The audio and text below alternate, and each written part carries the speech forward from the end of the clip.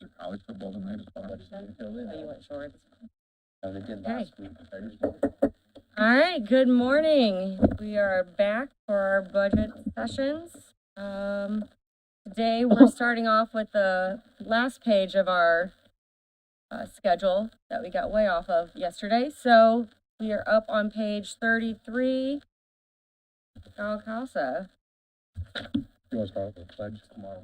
I don't believe we have to when we come back from recess, About do roll we? call. I guess, yeah, roll call would be good. Mr. Webb. Present. Flanagan. Yes. Mr. Mogul. Yes. Mr. Hughes. Here. Wyatt. Present. Vance. Yes. Piper. Here. Mr. Freeman. Here. All right.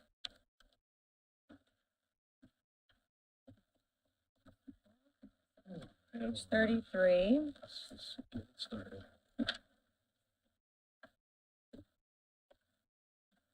Good.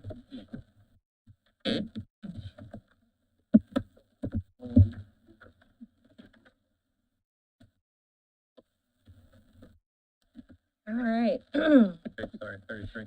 So before we start going through this budget, I just want to remind you, Emily Anderson, Court Administrator, and I have Ashley Soldat, our CASA Director. I want to remind you that last year we did speak about how this has been a lot of grant funded over the years, and then also the grants that she had, the state matching and the fund that she has that's non-reverting has been used up. And as we have used that up, we kept saying, look, eventually it's going to have to come over to County General, and that's exactly what's happening. There's also other things within this budget that are needs as things have changed, which we'll talk about. So there is a significant increase, and we'll explain those increases as we go through this.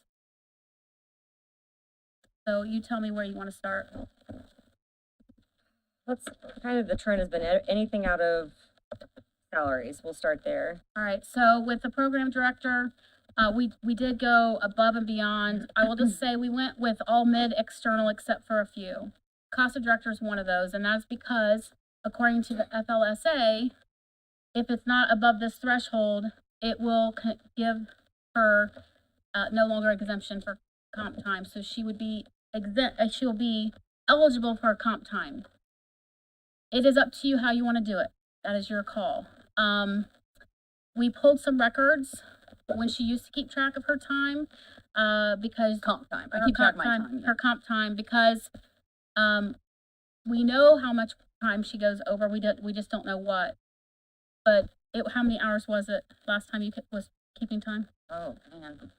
So we pulled it, and it ended up being about probably about, what was the amount? Right. Just 400 hours over her regular time in a year. One example. So one example. So if you do the math, it's going to cost more than if you would pull her up to that threshold. But that's your call, because we would not be able to get her to use all that time in that year. We'd have to pay her out, essentially. So we'd have to put that in the budget. So we did put her up at that level. I believe in the salary study, she was at 53. Yeah, 53, 154. Yeah. So we're going to leave that to your discretion. Okay. The volunteer coordinator and the staff advocate coordinator, again, we talked about that at job description sessions. That was a miscommunication with the volunteer or staff. Well, it was in the description. There was a misunderstanding when they were doing the job study. But which one? Oh, for the Staff. staff. The staff advocate, if you remember, they misunderstood and thought that this person made hiring and firing decisions. They did not. We put that position at the higher rate because we weren't sure which way you were going to go with it. But when we talked at job description, we believe that they should be the same, the volunteer and the staff coordinator. So that should probably come down to what the volunteer coordinator was in the job salary study. So I think we can go ahead and be safe in saying that gets reduced to that amount in the salary study. And I don't have that number. So both those lines, 104 and 105, Yeah. would go down to 43,693. That's the midpoint. Yeah. The midpoint. That would be Yeah. our request. That would be for the volunteer coordinator. But that's what we're bringing both of them down to, because the one thing that just was distinguishing the other employee to get the increase was not accurate. Yes. So. And fixing that, it would be appropriate for the 43. The request was for 47,533. Yes, so we're asking to bring that down We're today. asking that request to be the 43. Just for the staff advocate. The volunteer and the staff And the advocate staff. both. Oh, okay. Yes, Both for go both. down. Because there was a miscommunication on the staff advocate. So we put them both at the higher until we had our job description work session with you all. And that's the mid-level? That's we're the not- mid-external. Elizabeth, we're not changing anything yet, right? But No. we're asking. We're They're, tracking it. they're telling us to. We're so asking you to we do it are. at this Yeah. point. That's our request. Yeah. The 43,693. And speaking with the judges, we all felt like it was more appropriate to be at the 43. That's what it would have been had that discrepancy not been in that other job description. It was just the wording of it. So, Yeah, I mean, if you want to give them 47, leave it there and talk about it. I'm fine with that. But we were, You're asking for that particular line to be the 43. Both of both them. lines. Both lines. the 104 and 105 line. So it'll knock down about 8,000 total. Yes. All right, I 3570 is the difference requested now. want the difference. I want the actual number. So 43,693. 693. Okay, thank you. That was 960. What is the difference per line? 1,840 for a total of 7,680. Thank you. This one. Next, the new requested amount, 163, 149.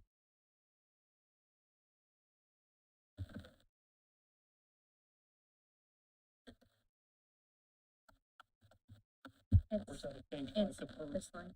And we have the FICA, Yeah. we have the They're on- FICA and they're on perf, we have the FICA and perf already figured if you want those. According to bringing those two salaries down. I think we need them. Yes, Okay. okay. I just didn't know if you want them right now. Okay, Uh-huh. so for the FICA, that would make the FICA 18,840. And then it would make the new perf amount 20,640.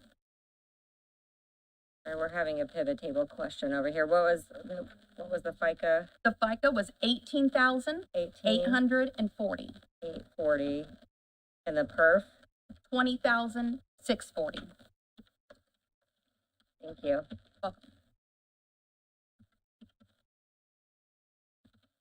That makes.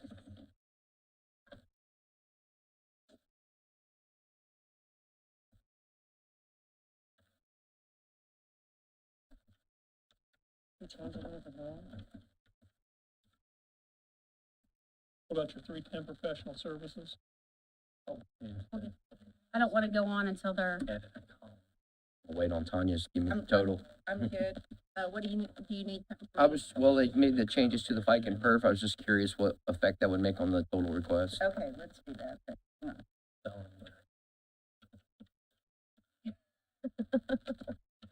Did you also indicate that you're not being fully funded at this point in time and that you're asking for additional monies from general?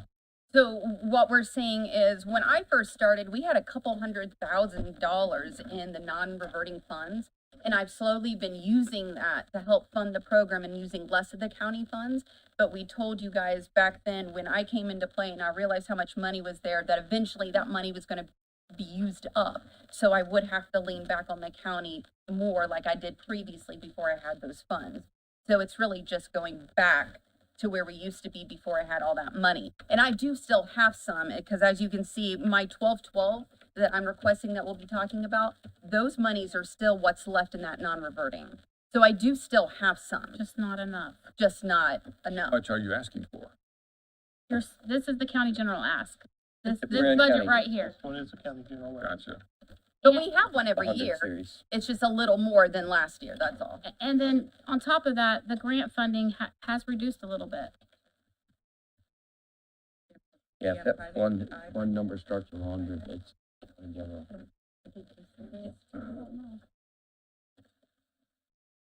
All right, so Matt, what do you have as your total? Get that FICA and perf updated. The sum of the adjusted, 379, 489, 17.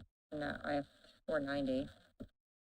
I'm Gal Casa. Yeah, I know, I get I've been playing along, maybe I should try. we're off by What'd you say, 379? We have a new total for the requested, based on those 4 changes, drops it down to 379, 490. That's what I have. What do you have? 379, I have 379. 90. I have 379, 489.17, but So that, what did you update your FICA for? Because nothing has any Don't use sense. change. Yeah, that's right. 89 to 90, so here and staff coordinator were fourth. I took that, but Yeah, so it's 40, 43693. I have a total deduction of 9,121.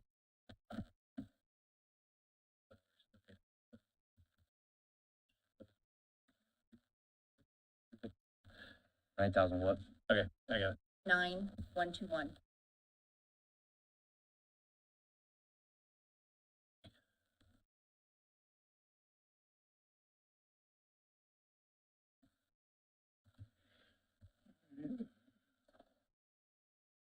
I don't know about the stipends. When we get there. Ready? We are. Okay, the next thing we want to talk about is, as I said, as things have changed over the years, one of the things that we have been seeing is a lot of the program relied on volunteers. And she kept coming to me and saying, I can't get volunteers. I've done everything in my power, and since COVID, I'm just not getting volunteers. I said, well, we need to then think of other ways to get these kids CASAs, get them representation. So we discussed different ways we could do that. One way of doing that is in this budget. The next, on line 107 is a new position we're asking for, is a staff advocate. So this person would be paid to have a caseload and be with these children through these cases that we usually rely on volunteers. This is not a Delaware County problem. This is a nationwide problem for most organizations that rely on volunteers. Then the other portion of that is, if you look at your stipend line, the 135 line, is asking the staff that are eligible to take on caseload after they complete their work hours for the week and take on a caseload. We have a policy that she's drawn up, that their staff would be eligible to take on some cases to help the workload as well. And this would be if their current staff or current responsibilities do not already include taking a case, because I do have some people that do take cases, but for the people who do not currently take cases as part of their responsibility, this would be an incentive to do that. Right. So that policy looks like you can take up to 4 cases at a time, 4 cases at a time. and they would get a stipend of per case $100 per month. $130. $130 per month, which after taxes would be about $100 per month. So they would get pretty much, as long as you have at least one case. And these are cases, so this one case could cover 12 multiple kids and could span over time. Right. And we've got a copy of that policy if you'd like to see that. I can email that to you. So that's the stipend request and that staff advocate request. We've got to do something to get these children advocates on these cases. And we have relied on volunteers. We will get some volunteers and they'll take one case and say, I can't do this. How do you have, where do you get your volunteers? What have you got in the past? Through the community. So attending community events, going to community announcements, we go to Muncie on the Move, we do events in town. We do Social a media. lot of advertising, some that the state and national help with, some that we have to put on. We have an auxiliary board that helps us in the community show a presence. The biggest problem was, historically, the retirement community was always kind of our bread and butter, but they were also the most vulnerable when it came to COVID, and it just really turned that whole population off into the work we do, because we go into homes. And so it's just a very intrusive kind of volunteer work, and I think that has a lot to do with a lot of that interest being lost. And you don't just raise your hand to volunteer. There's an investment of Training, yes. Training, weeks of training. Yeah, they have to go through a 30-hour training program. We ask that they 30 commit to hours. 30 hours. We ask that they commit to one case. One case can last anywhere from 1 year to 5 years or even more, just depending on the situation. So we're asking for a commitment, we're asking for a lot of their time up front. And then they have to endure everything that's going on in this child's life. It's a very, it's a huge sacrifice taking on these cases. We have some of the most amazing people in this community becoming volunteers. We just don't have enough of them that are willing to do that right now. Is it appropriate, would it be appropriate for student volunteers on the college level? You have to be at least 21 years old. And for students, which you would think that'd be a huge resource, most of the students that are going to college here, when they graduate, which will be shortly after 21, they're off. They're getting their careers, they're starting their families.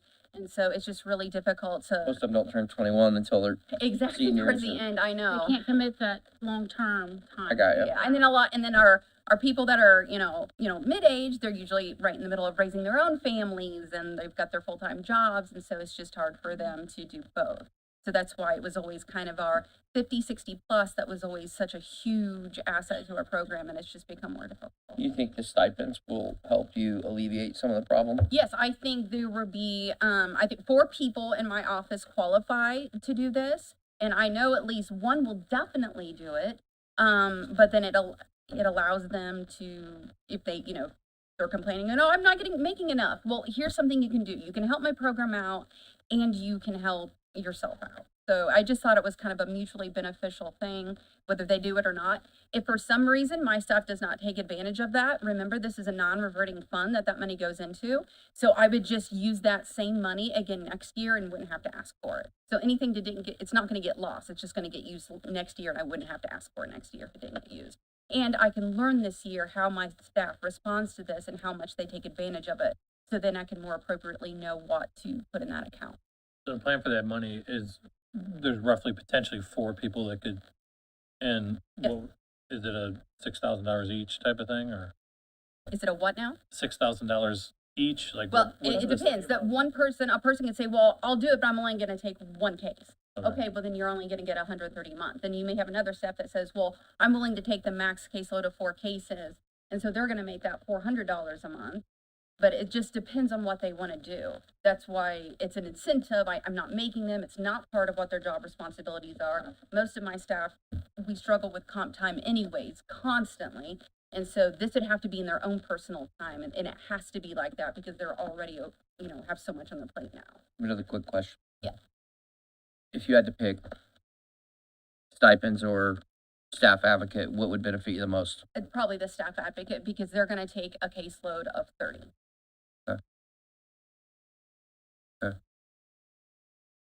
Because I'm always reluctant to add positions. I could see myself,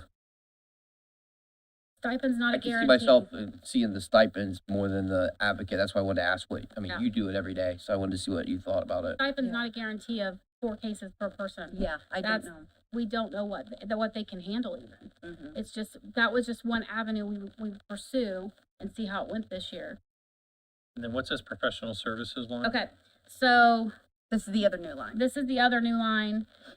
I'm gonna let Ashley explain because she works in there. I have enough to be dangerous, so I'll let her take this one. This is for an attorney. We would like to retain an attorney to help represent the CASA program in these cases.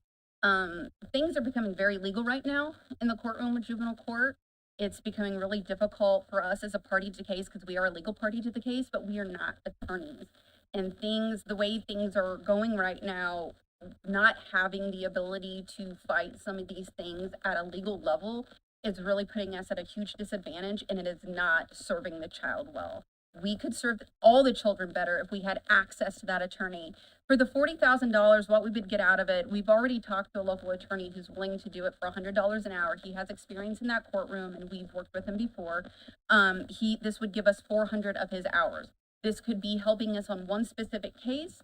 This could be giving us advice on various different cases. There are certain motions and petitions that we're cautioned about filing because we're not attorneys and we have to be very careful how those things are written. So having an attorney in our program would allow us to submit more powerful motions and petitions that include statutes and basically attorney lingo and things that we really can't do because we got to be really careful that we're not practicing law. We are the only program in the state of Indiana who has actually successfully terminated a parent-child relationship. So our program is known for being very aggressive and fighting for these kids. That was a one case situation that happened, maybe 5 years ago. But we know that we could benefit our families more if we had that legal muscle, behind us. And how many kids are not represented at the? We well, have, who's on your we wait have list? over 100 kids that aren't being represented. We have almost 300 that are assigned to our program, and we have over 100 that are not represented. It's definitely something that we've been putting off, trying not to fund it, but at this point, we've got to do something. This has been a caseload, unserved caseload for quite a while, and it's just not going anywhere. And the volunteers are not happening, so this is why we are now trying to do something different. That's why we changed, Things gotta be paid for. right? It's unfortunate. I mean, I've already made no secret, I'm not a big fan of adding new positions, but much like we had to last year with, Jeff's department, some of them, it is what it is, you gotta do what you gotta do. Out of all the requests and for new employees, this would be the one department that personally, I would think if we're gonna have to do anything, this would be at the top of the list. We appreciate you understanding that. Do you have any other questions about this particular budget? From a legislative standpoint, you're talking about the grants being reduced, that's all state driven? No. We have a federal fund that just reduced this year, which is that VOCA grant, which we'll get to here in a minute. She applies for every grant known to man. She had a United Way grant that was paying mileage, quite a bit of mileage, which you'll see in the next budget. And they reduced that. And that's a local United Way grant. So the funding's reducing, probably because a lot of people are relying on Yeah, grants. it's getting spread thinner and thinner, and less is going into the pool that they need to spread, and so it's just affecting all of us. And our community, we actually have an amazing community of so many organizations, nonprofit organizations. So it is pretty competitive here. It's amazing for a community, but it is very competitive, and it does affect each one of us. All right, do you have any additional questions for this particular page? All right, let's move on to the next, page 62. So this is that non-reverting fund that I had mentioned earlier. This is my 1212. So at the beginning of the year, everything that's in my county general that you guys approve will actually go into my 1212, and it's all together. So the money that I'm asking for here is actually already in my cash account, and I'm just asking for it to be appropriated. Oh, okay, so you already have it. You This just is want what permission she used to spend have it. that 200,000 in, and she would appropriate money out of. Mhm. That's now dwindled down to what you see. I don't know what the cash balance is now, but Yeah, I have she has to finagle it. She's going pretty small these days. As you can see, there's only 37,000 we're asking for. And that's counting on things rolling over to next year. Jessica, does any of that affect like our total, nothing, right? Now, if you Maximum look or on anything like your, this little sheet we were talking about earlier, this one, that? Mm-hmm. Nope. over on the right, it's county general, reassessment, cumulative bridge, and board of health. So those all are the ones that play into our max levy. Oh, great. So this, if Glad she's we got the broke that money, down. she's good to go, in my opinion. the only one that affects you is that 1,000, that first one we Yep. talked about. Everything else is. That's easy. I don't know if you want me to explain any of this to you. I had a meeting with the auditor's office right before they went to switch the way the accounts were. And we talked about changing where some of my things came out of, they thought would be more appropriate. So I had to shuffle around. So things look maybe quite different from last year, but actually it's pretty well the same. And I can tell you the few differences that made up for that increase. One being that transportation. This is where my mileage and any parking fees will come out of. So I have been working with United Way the past few years, and they've been giving me over 10,000, anywhere from $10,000 to $15,000 to help me with mileage. This year they were only able to provide 5, so that was a huge cut. Last year we drove over 30,000 miles driving around the state of Indiana to visit the children that we're appointed to. Unfortunately, one of the many issues we're having in this community is a huge shortage in foster care. So when our kids are not placed in our community, then our volunteers have to travel wherever those kids are. They could be signed on to one case and have to go see one of the siblings in South Bend and another one down south. I mean, you don't know. So there's a lot of miles that goes into this, but I don't want to ignore the kids that are displaced from our community and that be the reason that they're not being served here. So I try not to let that be a deterrent. I do tend to give these mostly to my staff because they're willing to do the miles, but I do also have volunteers taking these cases too. And sometimes a volunteer will take a case and then a kid gets moved out of the county and then they have to start doing that mileage. But I don't ever want to remove a CASA or not assign these assign these kids a CASA or a volunteer advocate because they're displaced and there's nothing that kid can do about it. It's not that kid's Every fault. county has this, right? Yes, yes. Every county reimburses. Well, some counties No, have every county different. has CASA, every county has to pay for CASA. It's national actually, Yes. but yes, They use their own personal vehicles, don't they? yes, we do with So, our. so program. mileage is really all you Yeah, get and back. it's whatever according to what the county mileage is, which is currently 49 cents. Some programs do it differently. My program, I only reimburse mileage for volunteers if they travel outside our county. For my staff that travels constantly, they get mileage for any of the traveling they do, whether it's within or without, because they have so many cases. Gotcha. 67 cents a mile.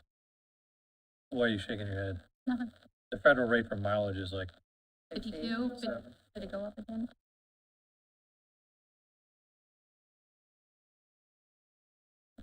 That's our state. We go by our state. We go Yeah, by our, 'cause this we is go by our State court state system. right? mileage is 49 cents. That I makes just do what sense. they tell me.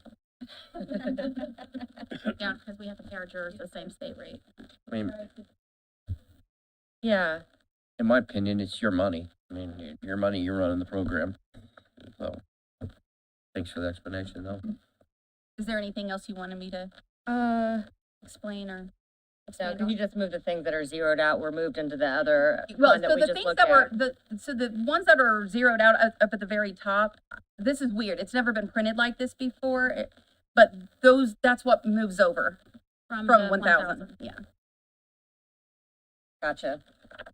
All right, cool. Let's move on to page 75. The building grant.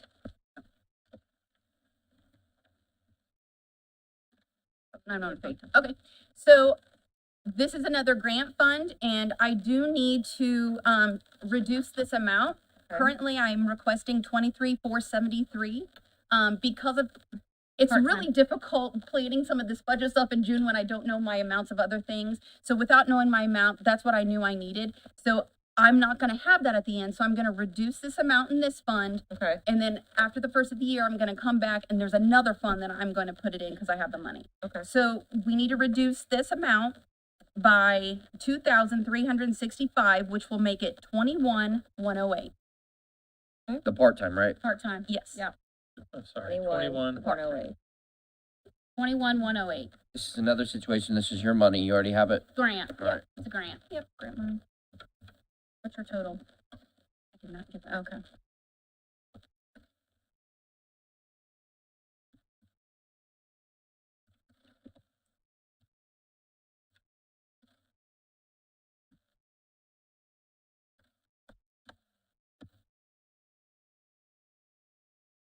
$33,846. I got it. That's what we have.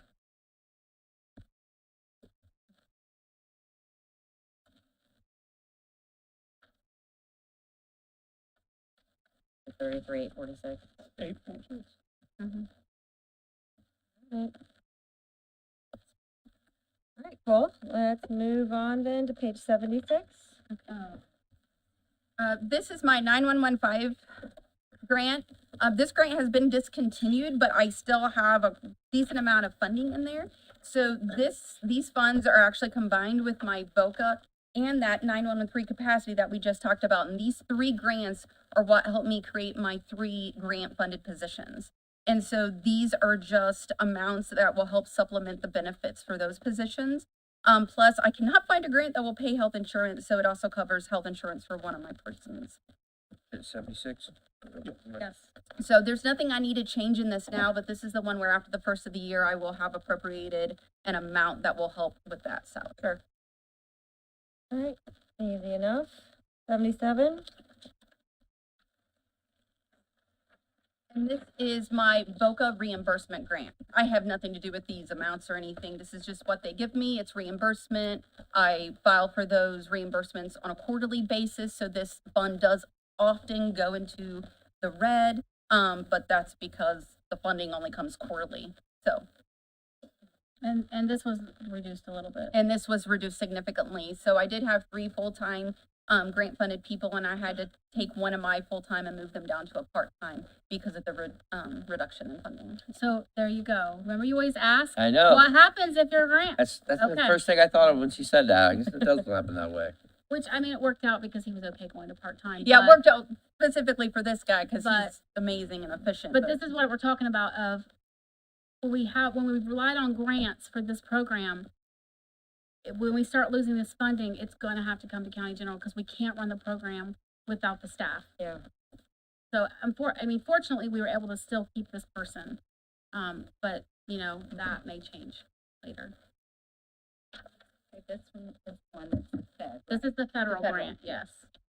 And it did get, I just got, I got it, a new one that starts, the funding years are different. It starts on October 1st. So actually, I just got approved for that for August 1st. So I'll be coming to you guys this month later on and get both of them Appropriate. appropriated.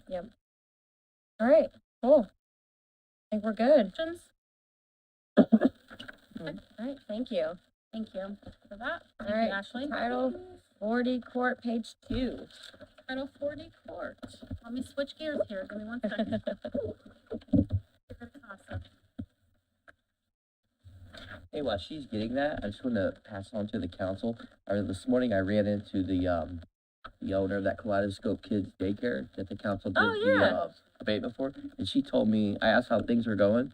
She said they have like 140 kids on their waiting list. The place is packed Yeah, every day. so they're yeah. killing it. I told her I'd pass it along to everybody. Yeah. Parking lot is packed. Yeah.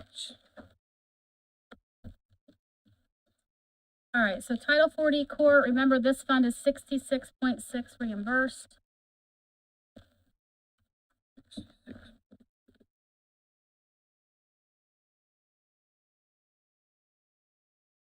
Starting with, the 103, 101 court reporter, this is that job that we discussed and changed her title to lead court reporter, I believe is what we named it, because she had those additional responsibilities with all the reporting, all the managing of making sure we get those reimbursements along with the, person that does that for the county.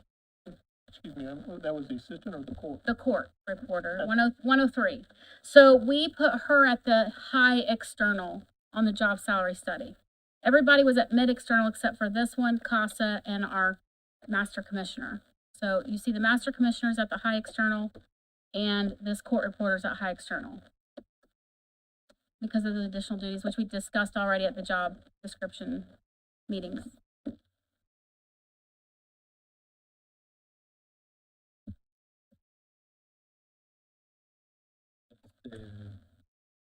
The 103 and 104 are your high external amounts.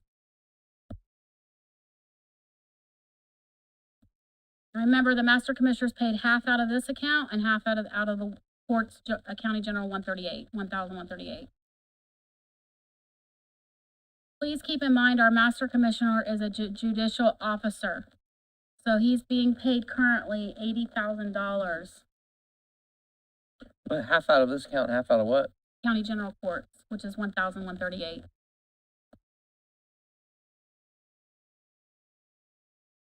So this salary reflected is only half of what they earned. Right. Or just the master commissioner. Just the master commissioner. He's paid half out of this and half out of, county general because he does half work in 40 and half in the main courts. Now, our master commissioner should be paid much, much more as a judicial officer, but the county can't fund that. But when it says it's a, They had the midpoint at 46,561. Do what now? They had the midpoint for the master Right, committee. we are asking for the high. high. So this says it's a The high 20, was 53. We're asking a little, yeah, how much? 53,546? what this says. That's what we're asking for. Into So you said you Because were that's paid 80. half. I verified with them that was half. They said, yes, that's the half. That's half his Yeah. salary, That's so the half other his half. salary.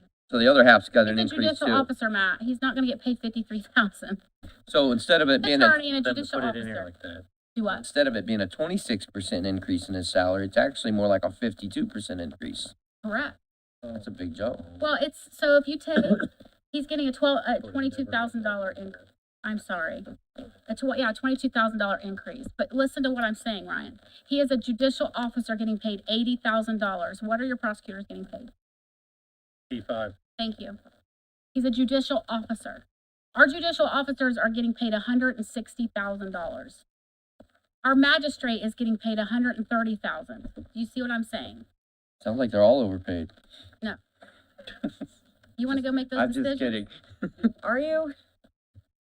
I'm just kidding. Well, maybe not so much kidding too much. But You want to make those decisions? 'Cause I sure don't. So a that's lot of why money. we're asking for the high external. Now last year we asked and begged to put him up further, and it was cut out because you said, well, you're going after that through the state. Well, we have found out since that the state's not going to let us get it through the state. They're not even entertaining magistrates So if, currently. so is it still then 66.6% reimbursable? Yes. So even if we did do this high increase, it's This still portion reimbursed. would be 66% reimbursed. His other half salary. The other half will not. So why wouldn't we put most of his can't. salary in this? We can't. Because his time in 4D has to be 4D. I got you. And then the time in the courts can only be court. We can't mix and match, I follow. right?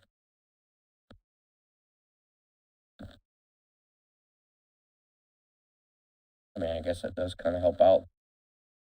Justify it a Now, little if bit they more. ever come back around and say, okay, we are considering magistrates and things through the state again, we're gonna go after that because there are benefits to that, but we don't have that option right now. Okay? And that's the thing, like just for a little information, Ryan, they, were trying to work on getting that magistrate and the state kind of put a stop to it last year and was Everybody. like, they're analyzing every single county and finding some counties have too many, other Yes. counties are underserved, and so instead of just adding more magistrates, they're trying to like not add to the total, but rearrange and shift, Right. so we may not even get one, well, I don't think we fall under. We have the need, but they won't even entertain it until they fix the overall issue. That's where we're at. Because the other counties won't give up. So I have another question then. I know we've not gotten to that part yet, but if we did agree to the request on this, does it have to be equally split on both grants? Does that mean, both funds? For example, we agreed to this increase. Does that mean we automatically have to agree to the increase paid out of the other fund? The total request? Repeat that? So she said half's paid out of this fund, half's paid out of the other fund. If for some reason we agreed to this increase in this particular fund, does that mean we don't have no wiggle room in the other fund? We have to agree to that increase as well, to where the payment's equal, 50/50? I rephrase your question. Please. Do we have to keep 50% in this account and 50% out of the other account? I think what he's asking is, if we agree to increase it in 4D, do we have to agree Yes. to that Yeah. same increase in title? That is your call. That's what I said. You could, I can beg all I want. I would appreciate if you would please consider the whole amount. I'm just asking if it ties our But it hands. does not tie your hands because you're looking at two different budgets. Okay, that's all I needed to know. Thank you. He's asking if you agree to this budget, do you have to automatically agree to the other My budget? question is that master commissioner has to be It paid out has of to be both. half and half. Because So does it have to stay 50/50 then? Because he's asking, can you increase it out of this one and not out of the other one? And that then makes Be it like not 60/40. 50/50. Not half and half, right? Right. not necessarily, because he's paid half and half, right? So I pay a portion of his salary and I put 32 and a half hours, and 4D pays the half and puts 32 and a half hours. So it'll just be different rates. Seems Okay, like you'd wanna, Does seems that like affect- you'd Am I wanna correct in saying go that? half of That the affect the 11. reimbursement? No, because the reimbursement's whatever he's paid out of 4D, which is 32 and a half hours out of 4D, that she pays separately than what I pay out of courts at 32 and a half hours. So it would just be different rates on the pay. So his total pay would be a total amount, but we're paying different rates on the 32 and a half. But I would still appreciate if you'd look at the total amount. Because again, if you look at he's a judicial officer and what, And but then also, his Ryan, I final wanna salary, clarify, would be like 60% out of this fund and 40 out of the other, and then it's not half and half. Does That's- that that's balance what I'm saying, with it's his confusing. actual, it workload? doesn't, because he's 50-50 between both. So But I mean, that's I think the dilemma and here. I'd say that's probably a Ben question. Well, I was gonna ask you, I think the key issue is that for the reimbursement, it's based on how he's spending his time, and he spends his Half time and half. 50% as 40 court, 50% as normal court. Right, To put it another way, you couldn't pay, if his salary were $100,000 for easy math, you couldn't pay $60,000 of his salary from this fund because he's only giving 50% of his time. so that To it the locks us 40. into a salary amount, not just half rate here, half rate there. Because we're looking at the salary. Even though half's paid out of one account, half's paid out of another, we're looking at the entire salary. Then no, Ryan, you'd have to do the whole thing. That's what It'd I'm have to- saying, it'd the have to common be sense equal part tells amounts. me that we would have to, if we agree to this raise, we'd have to agree to You'd the have other to one. you'd have to look at both. If you wanna pay 11,000, you have to pay 5,500 out of this account, 5,500 out of the other. Yeah, that's Have my to, question. you'd have to look at both counts and take them both into account, both into consideration. Also, I want to clarify, just to make sure accurate statements are made. What he's making, or the position is making now, is 84,946. Yes, With this increased raise, that's 107,092. Yep. No matter what, that's a 26% increase. That's not a 50%. It's still just a 26% in each count. The total is just 26%. Good point. and I will tell you, if you give me 1 minute here, in my many papers. Yeah, that would have just been 52 over this number, not his total number. Okay. There's 40, you need to look at the Roman numerals under the question. The Roman numerals, ID, before.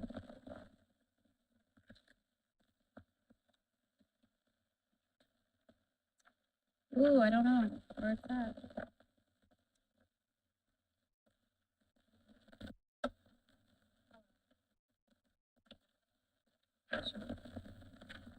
You can never find what you're looking for when you need it. Usually right in front of you. Right. That's what happens to me. 123 and 138 is where this position gets paid out of half the.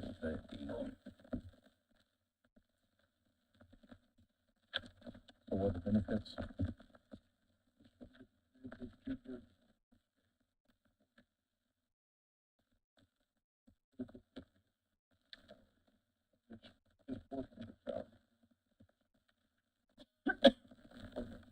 Maybe it's in my 40 stuff.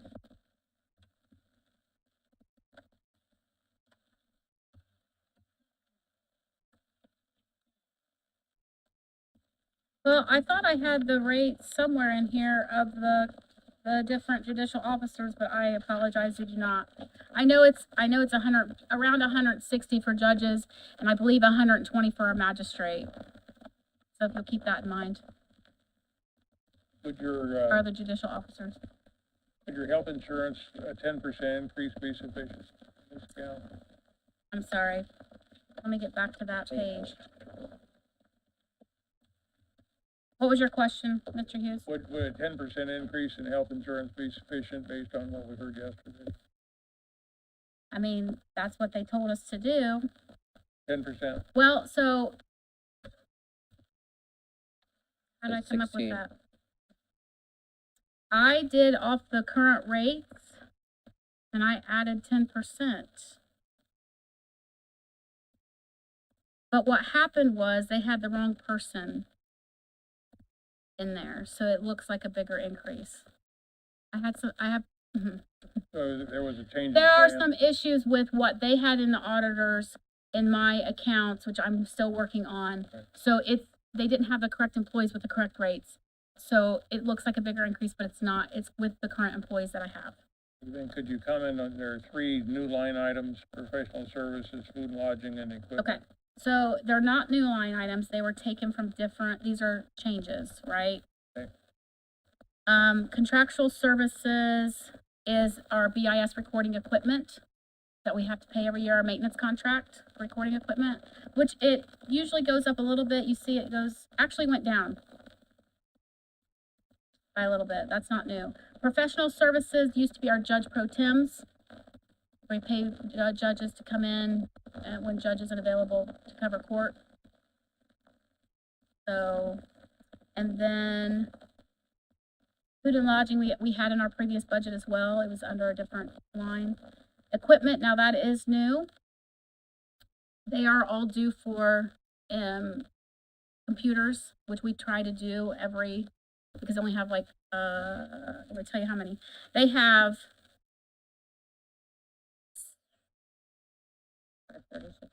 7 computers, so, that's $14.50 per computer with a monitor plus office suite, and then half for Tim. So 7.5 computers, I have to pay half out of the county general. So that, we just do it in one fell swoop on them every 4 years. And remember, that's 66% reimbursed, so you're not paying that 10,000, you're paying, Yeah. 40% of that. Ryan, since you weren't here yesterday, I don't know if you heard on the audio stream, you're gonna see a lot of that where it'll look like it's a new expense, but it's just the way that the new breakdown is. So sometimes it is a new expense and sometimes it was Yeah, so labeled as really- something else before, Really, so. the only new expense is that computer line, which we do every 4 years, How much was it? Or how many computers? Sorry. 7.5. I did hear that. I thought I also heard something, I know Matt and I had talked about this once before, about, did you bring up something about the process, about how we go about purchasing our computers instead of every department submitting for a couple At least computers a or whatever, dozen. putting it in the hands of the IT and the IT handling it? other meeting. At least once a meeting, probably, But that he makes that kind of request, like that's his hope and dream. that's why they do it in private. Insurance. I mean, that's what we did at Progress Rail. We had an IT department and they handled all requests. You made your request to them and they gave you your computers. How difficult would that be for us to incorporate something like that? Ask the commissioners. It would have to be directed by the commissioners, and the monies would have to be reallocated, in my opinion, to one bucket, and we'd be negotiating rates on every computer, not individually. I think the same goes for cell phones or anything. And then they could schedule out an actual Plan. plan and a Right, so the court, schedule. right, I have the courts on a replacement plan, but with 4D, we just do it once every 4 years because it's such a smaller amount. And with it being reimbursed, it becomes a smaller amount. So we've just never done a yearly replacement. I could change that So when you say and do it yearly, but 7 computers, how, like, Does Jim so actually order the computer? they have 4 employees, 3.5 when you do Tim, and they have 2 computers in the courtroom, okay. and then, let's see, that's 3, 4, 5, and they have a counter. So does this get computer. them all? Yes, it gets all of them. Okay, that's what I was getting at. Yes, for 40 courtroom and court. What?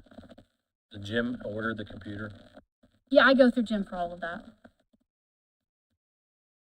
And of course, I put a little bit of an increase on it because by the time we go into next year, there could be an increase. So Of course. it could be that this won't cost quite as much, but I always put like a 10% buffer. And then, so if we don't use all of that, that's gonna go back to county general for that difference.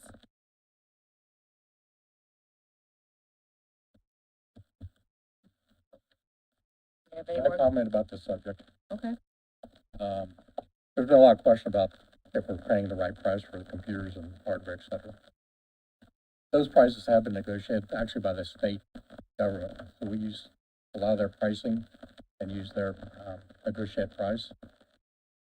So we, government rates or costs when it comes to purchasing hardware, software, et cetera. There are some times that Jim does negotiate special pricing, depending on if it's not already been negotiated by the state. So generally speaking, the stuff that's being purchased now, what I call the cookie cutter computers that we may add extra memory and things like that, those are already negotiated by the state. Or in some cases, the feds have negotiated rates, but across the board, we get government rates when it comes to purchasing computer systems. So, and most of these departments, and I don't know if any it doesn't, actually has their own cycle which they replace computers. They'll go in there and replace the entire office with all new computers, mainly because they don't have the money. But secondly, they have a plan already in place that every 3 to 5 years they replace and put new hardware in. So these things are already in place that you're talking about redoing. You're reinventing the wheel. So you can spend your time and money doing that, but a lot of these things are already in place. I don't think it's a reinventing of the wheel. It's the consolidation back to, the money. Like, and putting But the computer costs the same whether you put all in one bucket Potentially, yeah, or right, not. sure, It's sure. It not may not be, potential, it is. It- maybe it may not be a dollar savings, but I guess just from a management standpoint. Well, from an efficiency standpoint, you have one department handling all of that. If IT But was Jim dictating does what all that, the purchasing of all the hardware already. And he also has a list of all the computers, so if we need inventory, we go to Jim, say, what do we have in assets? So it's really not that far already from, if they did decide to make that change, just allocate the money to his budget where he was It's all, doing it. the computers for the different departments, in a lot of cases, they have different needs. If you look at the courts, a lot of the attorneys needed laptops. Historically, we didn't purchase a lot of laptops, but now the trend is to go to more to laptops. yeah, I mean, I do overgeneralize it, so just to be clear. I mean, I am overgeneralizing it to some degree, but I do think that there's, and it's part of the broader picture, I think, from an IT standpoint and how we're, the management, there's the PC level, and then there's, everything that goes along with it, so we're not gonna, solve that, but you're right, it may not be a cost savings per se. I guess I'm really more just driving towards, that management being the planning component and what have you. When we have to tackle, like, there should be, to me, we could simplify that, the management piece, and knowing year over year roughly where we're gonna be as a total versus each department's coming and they gotta do this and do that, and to me, it just Have an burden annual them. budget for, And they have to make their own budget for it, whatever, so that's a whole other story. Hey, fun fact, if you, go on to Samsung, you can use your government email address and get signed up for government discounts for your personal use of Samsung products. Just so you all know. Want to do that? This Android girl right here wants to do that. Any other questions on 4D court? I don't think so. Thanks. paid spokesman. Could be. Love my Samsung products. TVs. There you go. Oh, yeah, your transportation went down about, What now? transportation, the last one, Because that was combined with something else. okay. All right, so now we're on page 16 with the courts. I'd like to skip to go to probation first so I can do courts last. We'll if you do don't- courts last because you have a presentation. It kind of wraps everything up. if you don't Okay. mind. So if we go to probation, So that's 67. this is the user fee account. Now, I want to remind you, we talked last year, I've kind of been putting it in your ear that this user fee account is based on the fees that they collect, which our probation officers do a tremendous job collecting those fees. But years ago, Thank you. the chief probation officer helped the county out and said, hey, I'll put some of the part of the salary raises into probation fees. We did it a couple different times. And we'll put benefits in there to help county general because, they were probably struggling at the time. Thank you very much. At some point, we'll put it back on county general, which has never happened. The problem with that, if you look at just the county general if you look at probation fees, and what we're putting out on just salaries and benefits is $200,000 per year, which is really not what user fees are supposed to be used for. They're supposed to be used for programming, running your program. I'm going to let him give his presentation on probation, but I want to tell you there's a couple of items in here that are labeled incorrectly on the actual budget that I need updated first. So 147-101 is mislabeled. That is support staff. Just So the- support staff. It's probation support staff. The adult, The probation probation secretary is secretary. support staff. Okay. We don't have secretaries. adult probation secretary. Yeah, that's support staff. And 167 is probation officer, not probation officer assistant.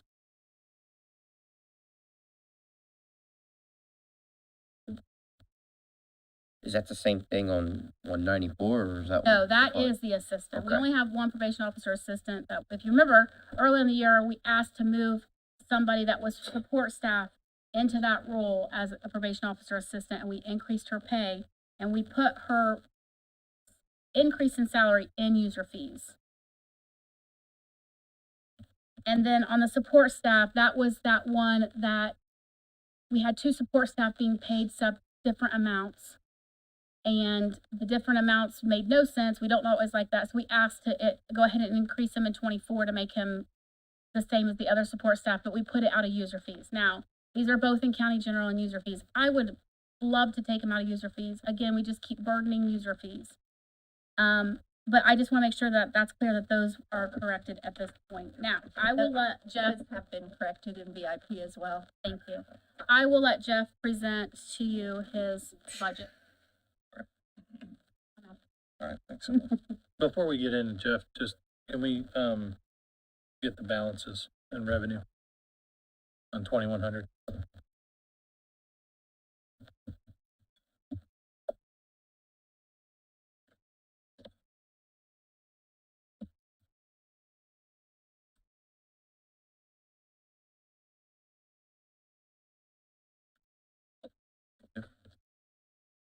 Oh, transfer down.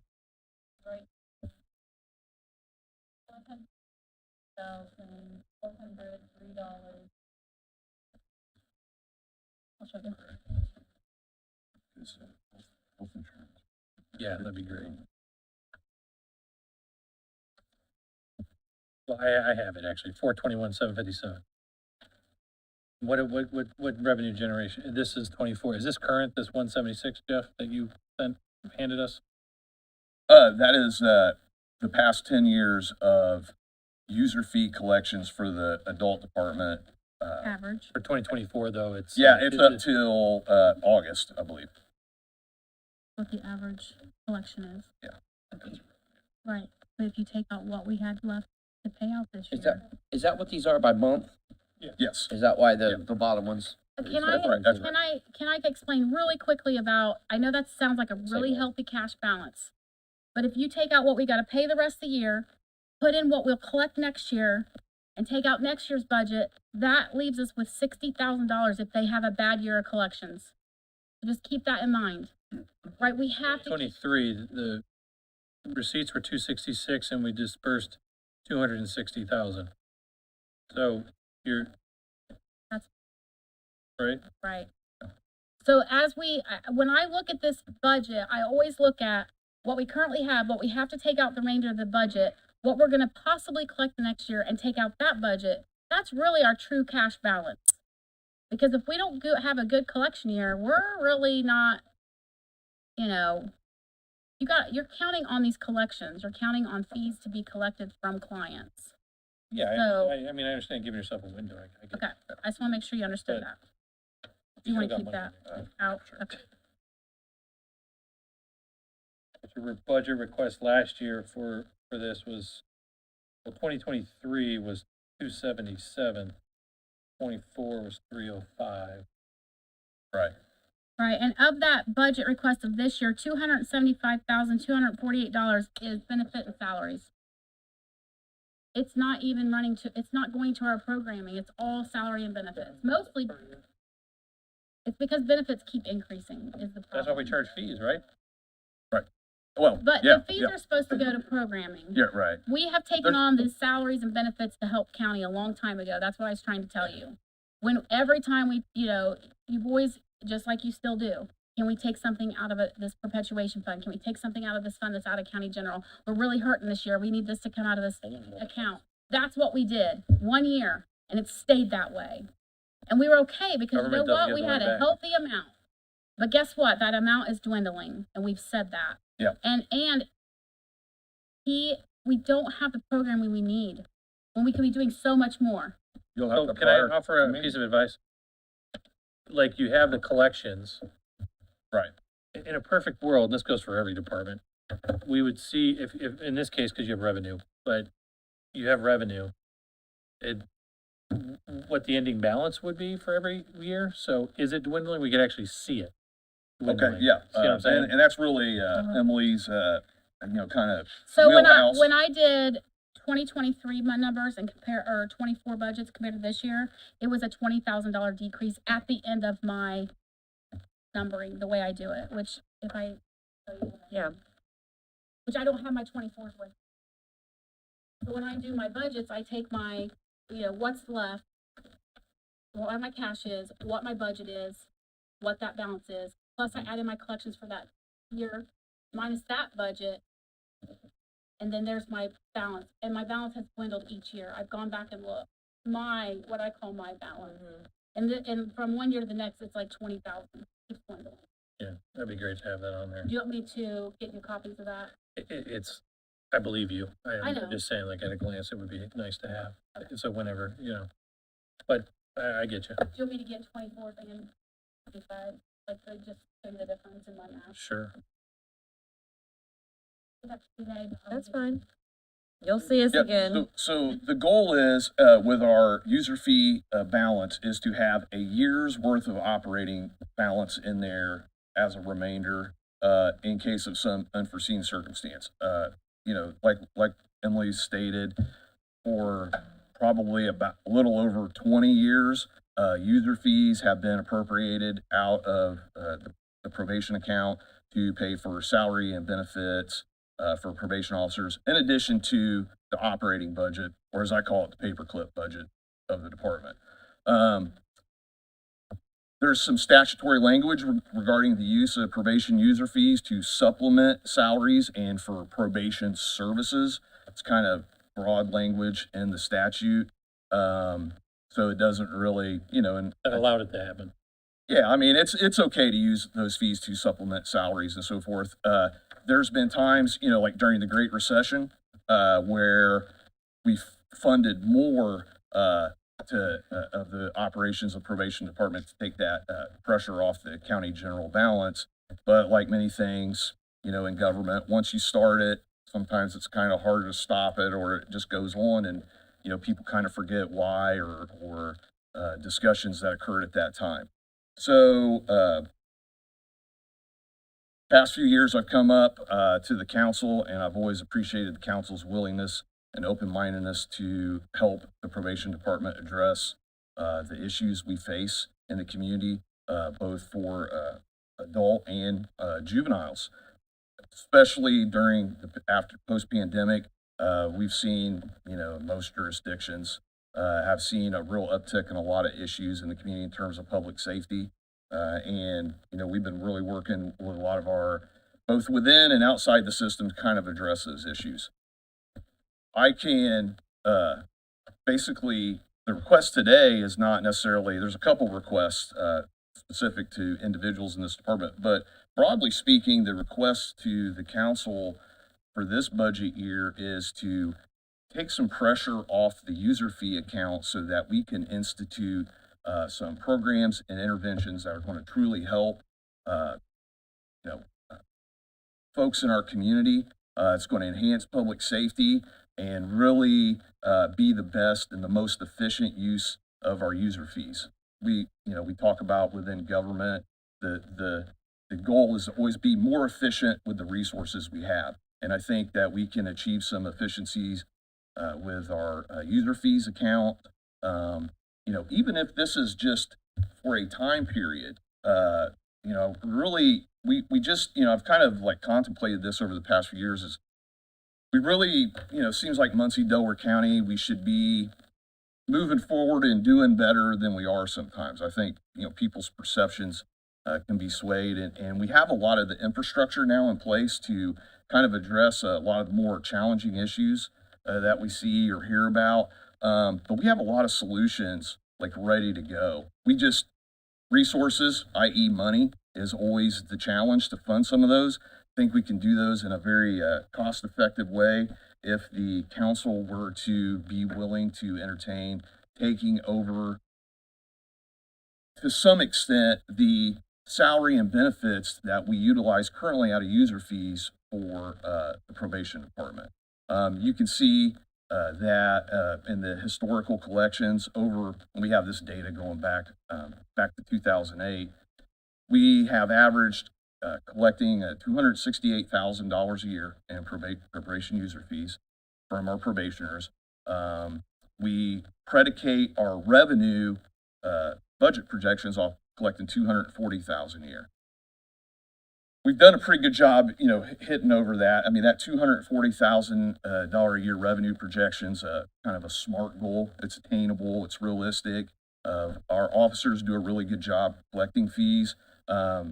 Going back, if you look at April of 2020 on that list, you can see like the kind of the rug was pulled out from underneath us as a lot of departments were when the pandemic hit. And I think we collected $4,000 that month. And I can tell you the alarm bells were going off, and we really developed a strategic plan for fee collections. We instituted it. And our officers really stepped up and have done a great job making that a priority because they understand how important it is. And it's part of the consequence of getting involved in the criminal justice system is the financial penalties in addition to, any jail sentence or probation sentence a person may have. So, they've done a really good job, and really what we're asking for this year is breathing space to institute many of the programs, like I said, in interventions that the community needs, especially kids. I like to just reiterate Ashley and the CASA program with these kids who are victims of abuse and neglect. They're involved in the child welfare system. The stories, we've heard them. They're terrible. Those kids are very often end up coming to the attention of the juvenile probation department. So in other words, when they're 3, 4, 6 years of age, they're victims. They're involved in child welfare system. They've been abused. They've been neglected. They really have the deck stacked against them. And when they're 12, 13, 14, they start having, those cases get resolved, whatever manner. They get a little bit older, all of a sudden you start seeing behavior problems. They have issues at school. There's some kind of issue. And that comes into the juvenile probation department to deal with. And I can't tell you how many times I've had grandmas come in with their grandkid that they're raising, and usually as a result of those CHINS cases, and they can't deal with their grandchild. They're having behavior problems, and they're pushed out of school and so forth. So it's really a confluence of factors that lead to these issues. The good news is we have a lot of community partners out there. There's over 50 different, nonprofits, community agencies, folks in the government sector. We're all working on these issues. We're all trying to come up with solutions to these problems, not just kind of talk about it. And we have a lot of those ready to go. We just need the opportunity from the government perspective, is that the government needs to lead on this issue. We really do. We can't sort of abdicate. There's a lot of nonprofits that help kids and do these different things, but people look to the government for solutions to these problems that we have in the community, things they hear about in the news, whatever. We're way past the point of just discussing things or trying to blame this person or that person. This is a community issue. It's a public safety issue. The public is involved. The public is hungry for solutions. And I think, if the council were to give us the opportunity to utilize our user fee account to, institute and develop some of these solutions, that would go a long way. And I think from my perspective, it would help the public feel more confident in their local government, helping them solve the problems. We can't do it ourselves. There's no magic wand I have to fix, abuse and neglect. There's no magic wand I have to fix the mental health decline of kids. I don't have it. The public has it. The community has it. It's our role and our job to facilitate those solutions. So that's really what this request is last year. I have, a laundry list of agencies that we've kind of worked with and have, discuss ideas and solutions, things ready to go. Really, it's just a matter of being able to facilitate those. The other thing is this, when it comes to utilizing the user fee accounts for these type of endeavors. It's much easier if we could institute and prime the pump, so to speak, on some of these programs and interventions we like to get going. It's much easier than at that point to acquire external funding from grants or from community agencies or what have you, if we already kind of have it and have it going, versus, we have an idea or we have a dream of a thing we'd like to do, and we're starting from scratch on that process. We just worked with some community agencies. 2 years it took to get a grant from initial meetings, to implementation where the funding came through the state. We've helped a number of other community agencies, and we want to really stimulate those community-based solutions when it comes to these issues. And I think that's the best role and the best use and the most efficient use of these user fees, if not for a time, so we can utilize some of those funds. So if I'm hearing you correctly, you're talking, because I was gonna ask you, if you did free up this money, Yeah. how are you gonna use it to do the things you're talking about? Am I hearing this correctly? You're talking about subsidizing existing community groups to help them Right. with their Yeah. mission? So it's not anything necessarily we would do ourselves. So for example, there's a nonprofit that recently opened up April 26th or August 26th. They officially opened. It's called Brothers to Brothers. It's right over here on East 5th Street behind Zips Delis. Mr. Melvin Kelly, he works at the in-school suspension at Yorktown. There's a retired probation officer that's on the board. There's some Ball State faculty and so forth. But they opened up a club. I mean, this is a nonprofit organization. They have a building. It's all been redone. It's filled with computers.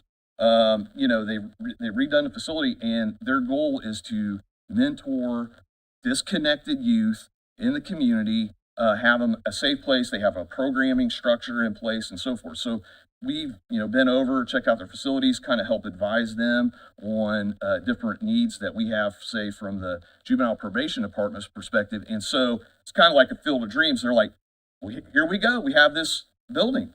We have it. We have computers. Start sending us kids,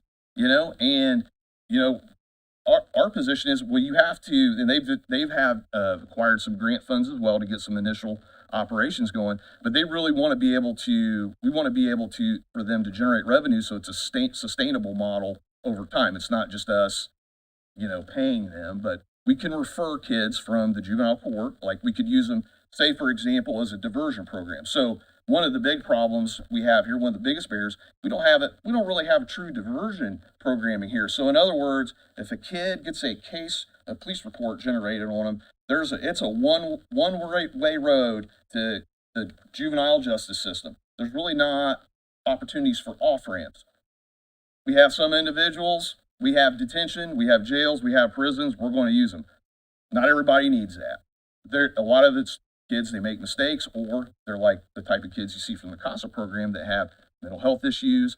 I sit out at juvenile court. I think I've talked to you all before about this. I sit out at juvenile court every Wednesday, Tuesdays and Wednesdays now, and the kids that are in the hot seat in the middle of the room, they have one thing in common. And that thing is they are totally disconnected from any appropriate positive support network in their lives. These are kids, their parents are dead from drug overdose. They have parents incarcerated. They have parents not involved. They have mental health concerns. They have trauma.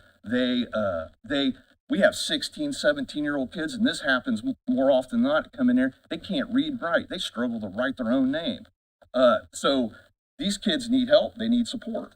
If we give them those things, we enhance public safety. We divert them away from the system. So Yeah. basically, your vision, Yeah. if I will, just kind of deviate a little bit from what we're doing as far as using these fees to support the department, and Right. instead offer some type of preventative. You want to take adult user fees from adult offenders and foster some type of preventative maintenance for the youth in the facilities to prevent future adult That offenders. would be one example. So for example, by helping support a local program such as Brothers to Brothers, that would be able to offer diversion services. So in other words, instead of formally bringing the kid in the system, we are able to say, do this program for 60 days.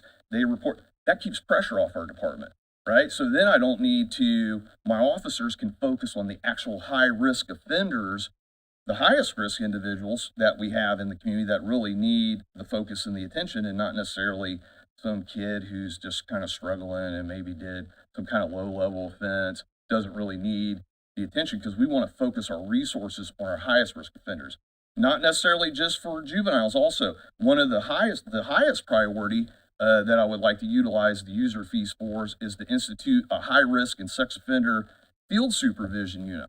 We don't have a outward presence of the probation department. We have what's called in the field fortress probation.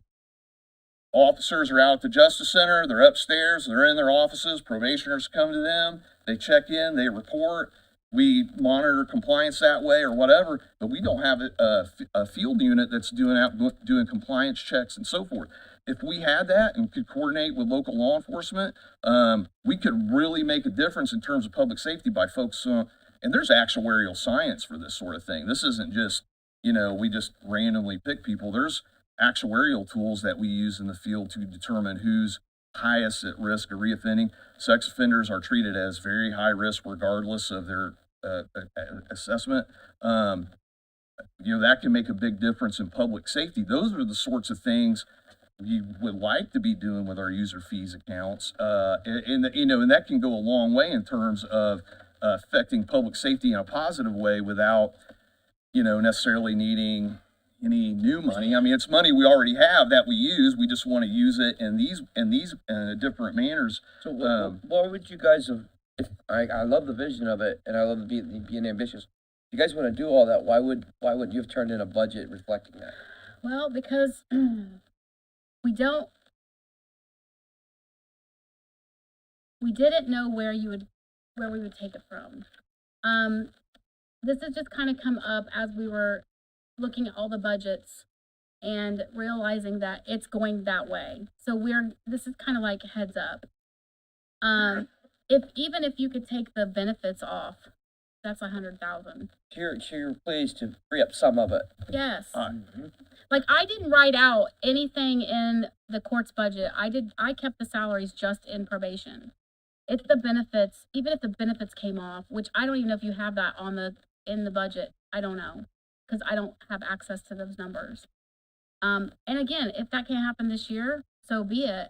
But this is just stuff that we kind of started talking about as we did budgets, and I'd already turned it in, but I want it to be known to the council that if there's any way possible to do something this year, this would be why. And this Love is the proactive approach about it. I mean, glad you're thinking outside the box and outside of the normal way of doing things. right. And so I had already turned in budgets by the time we had really realized, look, this is something he's really been thinking about. Yeah. And so this is a heads up. If there's any way we could do something with the benefits, that's half of it. 100,000 is in just benefits. If you look at just the benefits themselves. I hate to sound calloused here. You are being funded, and to me, I guess a couple of things. One would be, it's up to you how you wish to address the monies that you're getting. High or low, I think we've talked about many of the other agencies that are funded. Many people come up and they're like, we'll just spend whatever we can get, and we'll try to appropriate those funds accordingly. But I hate to disagree with you because this was not funded for this reason. These fees should not be used for salaries and benefits. You used them that way. We were asked to use and promised, we'll put it back in county general when we can, and you know how that goes. It just never happened. So the other thing is, I think that we need to take care of what's on our plate currently. We have employees working. But we get told that every year, Jim. I can't help that.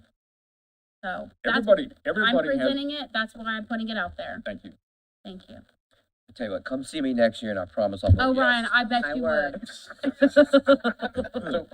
So there is a couple specific items, and Emily kind of hit on these. So as far as, and I appreciate that, Ms. Mokel, on your insights. As far as the user fee and the use of that, that's a discussion. If the council were to alleviate some of that pressure off this year, any amount, we would use it the best way and the most efficient way possible. That being said, like I appreciate the council's work with our department over the past couple years. We are at a point now where we have the pieces in place where we can start making some inroads on these issues. I have one probation officer in the department that's a part-time probation officer. And I would request for the council this year to make that individual a full-time probation officer position. And the reason being, it's a 30-hour-a-week position. She does an awesome job, has one of the highest caseloads in the in the department. That's not on this page though, is it? Okay. I don't think we submitted that. I was just saying, remind me where that's at so I can make a note. I don't think we put that in this year. We didn't put that in this year, Jeff. Oh. You didn't What- tell me to. I do have a quick question. It is on this page. Probation officer assistant, No, that is That's the a one we- position We didn't request that. This is all came up after budgets. Like, So, well, there is one on here, we have $5,000. The 167, 194, The one you said is the that's our actual. part-time, I think. part-time's 198. No, It says that's our probationary part-time. officer assistant. That's our assistant that we just did this year. We take support staff and move them part-time, from support staff to probation officer assistant. I did not put in for a new probation officer, I know I didn't. It It's not new. appears to be new because it says there's zero And balance. 94 is probation officer assistant. Yeah, there was nothing there That is last the year. one that we moved from support staff up to probation officer assistant. I have both Okay. in both budgets. So the additional salaries in probation fees. Okay, The full salary is in court budget. So the old salary was 36,289. Gotcha. See what I'm saying? so it's I not. did not request for a new probation Okay, so officer. it's actually not new, it just Right, appears. so- to be. I will unhighlight it. He had all these things come to me after I submitted. I said, well, you need to give the heads up to the council that these are things that we are concerned about and we need to put it on their radar. And if there's any way possible to do something this year, then they'll have to just look at that. Well, whenever we get through, maybe when we get towards the end, maybe it's something we can circle back to and see if there's any room to do it. But I have a question on the stipends. Okay, so that's Yep. nothing new. It was already in our budget. So that's our chief probation officer. Sorry, we only have one stipend in this budget. I'm not looking at my page. I'm just curious. What page? 67? 67, it So- says there was 2,500 That's budget because last they had it year. wrong. They had it wrong in the budget. They assumed that stipends were there. How the hell are we supposed to do a budget if every line item something's not right? Right, so what happened was it was named wrong in the line item. So they thought it was a stipend when it was not a stipend. It was an addition, it was just part of this person's salary. So what is it? So the stipend, the only stipend in this budget is a JDAI stipend of $2,500. The previous amount was somebody's salary. So the balance, cause the previous amount was 2,500, but the balance is 7,800. That's what's throwing me off. Right, because somebody's salary is in that balance. It's Okay. not, It's an error. it's an error. All right, It's been fixed for this year's budget, as you can see, thank you. yes. I wanna When point it out was the on- line item change. I'll point out page 67, line item 124, 13,243, all of which is expended. Your request, That was the one that I think was mistaken for the stipend. That's what we're talking requesting about. 13,243, so the requested difference is not 13,243, it's zero. Correct, because that was the Okay. one that was And thought then was if a you, stipend. then when you go down at the bottom, the requested difference is not 12,949, it's a negative Right. $294. Because that 13,243 was what was thought was a stipend. I said, no, that's not a stipend. That is their salary. That's their portion of their salary out of this budget. I think what Mr. Hughes is talking about is he's just pointing out a couple other errors that are on here. Yes. Um, So really, we've asked for less this year.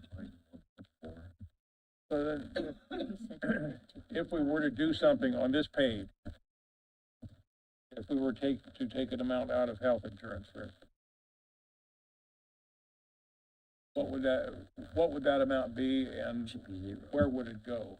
Well, I don't have a health insurance line on my court budget. That'd have to come out of commissioners. It'd have to go into commissioners. I don't know what they budgeted, so. And I think that they didn't budget. Say we could find it though, but I mean, if we took an amount out of there. Yeah. How much would we take out for next year? For Well, programming? so we have, hold on, 1, 2, 3, 4, 5. We have 10 employees with benefits. So, and they all have different amounts, so I don't know how you would do just a Or the portion other of option that. is to move some of those Not- probation officers into the courts. But I didn't put them in the courts either. my question not their is, salaries. what amount, what put $1 dollar million amount in for would you salary. take out So then, yes, that you you could could move, use next year for programming?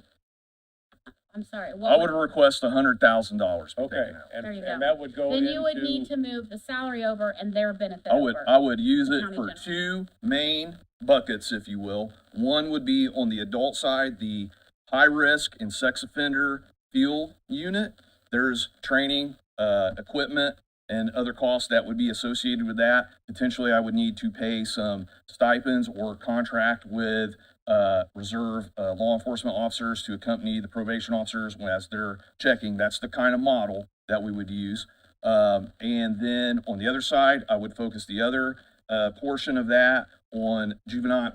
I would call it the Juvenile Aid Division 2.0. At one point, we had a Juvenile Aid Division. It was run out of the Muncie Police Department for a number of years, but this is focused on juvenile issues. This would be to help support some of our local agencies that are working with youth, like diversion programming, tutoring services. There's no tutoring services for these kids around here. Very difficult access, and quite frankly, some of the kids we work with, they maybe not totally appropriate for traditional tutoring services, but and again, truancy issues, big problem. We're working with Muncie Community Schools. We worked with them. They have a grant. They have a truancy mediation program they're instituting. But for kids that are like on probation or involved with us, go out, we get an indicator from the school. They're not at school. It's 9 o'clock. We can send someone out, again, contract services to go check up on those.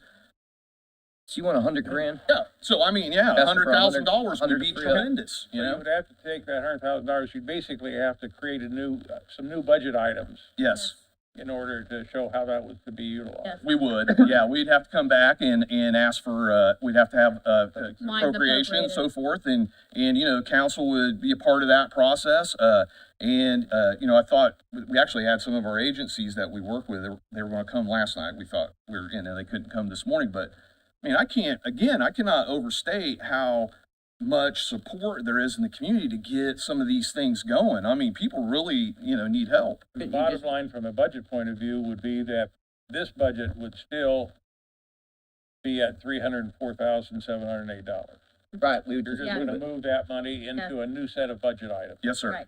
Couldn't you have like a line item for like community outreach support or something like that? Yeah, And I then mean, put Well- $100,000 we could. Well, not necessarily, because there's certain things we have to put in certain Well, line yeah, items, so yeah. we'd Right. have to see what he's needing, how he's gonna pay it, and then get with auditor and find out what line items we need to put those So if we in. found So we'd still have to $100,000 appropriate it. elsewhere, you could come back in January with a transfer Yes, and transfer Yes. from whatever we need to put it into. there Idea. into these new items. Yes. And I can walk in here with very specific, Programming by plans then. and timelines and Should work on implementation. And You if know, it's I mean, not I'm really keen. $100,000, it could be $75,000 or $50,000. We would be appreciative of any amount we could get because we really need it and the citizens really need it too. I mean, these kids really need it especially, but we really can do a lot with very efficient interventions with a lot of money, I mean, but relatively speaking. You should put a plan together, Jeff, and something detailed that you can bring in January to the council, or maybe before then, I don't know. And that way it's a lot cleaner and easier to just make the decision. We absolutely, we have it essentially ready to go and, I can bring a lot of friends with me too. I have a quick Yeah, question. so Who's doing this? Who had this up? Me. I would be nice. I wish we had that for every line that we were on, because I think it's beneficial for everybody out there to understand what we're doing. I don't know how that could possibly be worked out, but I think that we Question should again? utilize these tools that we have when we're doing these budgets like that. I just want to throw that out there, but thank you for putting that. Emily, Emily, my can you put that back suggestion would be Huh? You put it the back up day there. that we would leave page What? 67 as. I'm not ready for as that written. yet. Yeah. Okay with that. What did Bill say, sorry? So, any other questions on probation, user fees? Not right now. We can always come back to the It county as written, specific. if you find the money in the general budget, great, and then there could be a transfer to whatever you would prefer to use that money for, in whatever amount you were able to find in the regular budget. All right, let's head over to page, what is it, 70? 70, please. So before we get into this budget, I want to say that the judges wish they could be here, but they're all in court today. Yeah. They might try to slip in, at some point in the next couple days. I don't know if that'll happen, so you're stuck with me. I apologize. Aren't we always? Yeah. Before we get into the budget, I have Magistrate Youngley here. I want to talk about one specific item, which is juvenile court, courtroom, which is part of my professional services, request. Yeah. But Are we doing 70 and 74? On page 70. what's 70? Jury fee fund? Yeah. Yeah. Oh, that's just my jury fee fund that I have fees come in Okay. every year to help with our trial fund. Mm. It's the same, I think I upped it actually. That's the same request. It's 50. Same request. Same request. I checked what's coming in every month. Cause they increased my jury fees amounts, what we're paying jurors. And I checked, and what's coming in every month approximately is about 5,200. So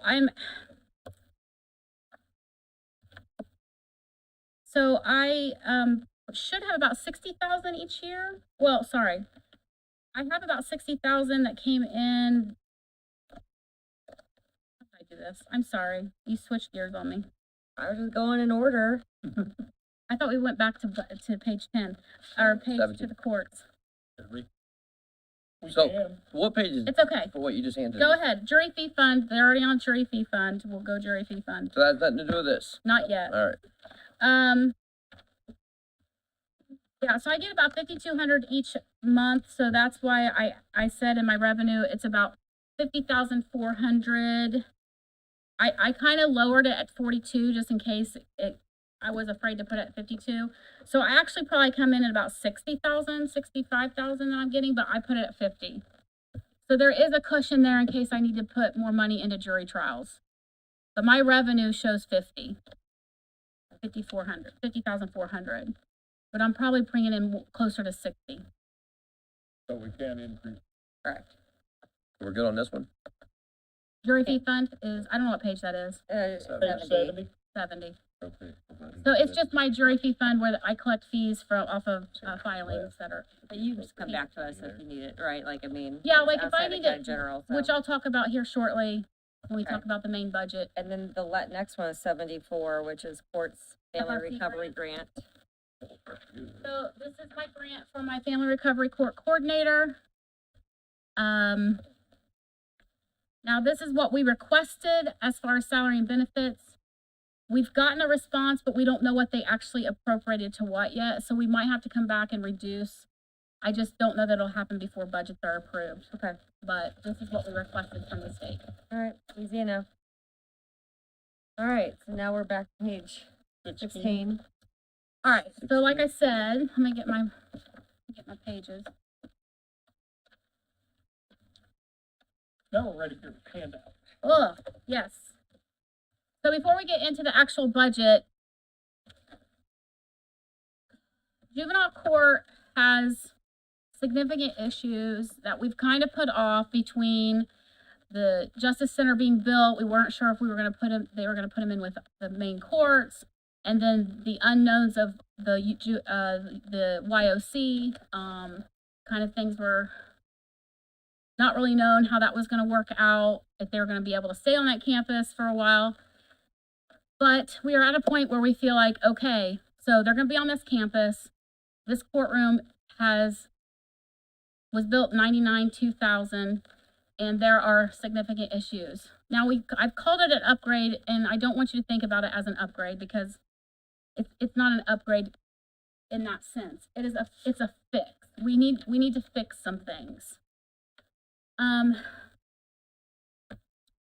We're not asking for changes to upgrade. It's more to reconfigure it, replace some things that need to be replaced to make it more efficient and secure. So what you see in front of you is a quote from Pridemark that they just updated for us because we had it done in 2022 and then they just did it again for us. the things that we need done are, we need to reinforce the judge's bench with bullet resistant material. So on the third page of this, second page of this, you see there's two options there for the reinforcement, the option 2 and option 3. I did ask Sheriff his opinion. Do I need to go with option 3? He says no. So I'm gonna go with option 2 on that. Why do we need bulletproof bench when we have metal detectors at the doors before anyone ever even goes into court? It's for the YLC. For the YSA. This is why I was, So they don't have anything out there, they as far as- have a security bailiff, but no in the metal courtroom. detectors.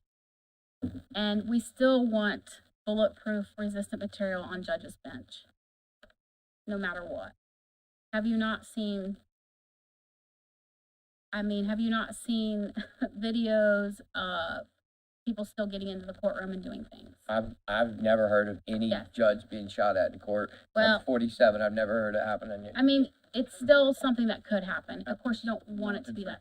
It's a want. it's not a want. It is a need, and it's something that, of course, we don't want it to ever be a possibility. Well, hell, let's just upgrade and All put of the whole judge all in a of the bubble main, like the post all of the main vehicle. courts have it in their benches. All right. So option 2 is what I went with. Let me So quote 2 is the one you chose? quote the lower cost. Yes, he said that is plenty of protection. On top of option 1. I'm not there yet. Let's talk about this. You're trying to make apples and oranges, and we don't talk about this at all. Keep in line over there, Dan. All right, so I need to skip forward really quickly to get to this.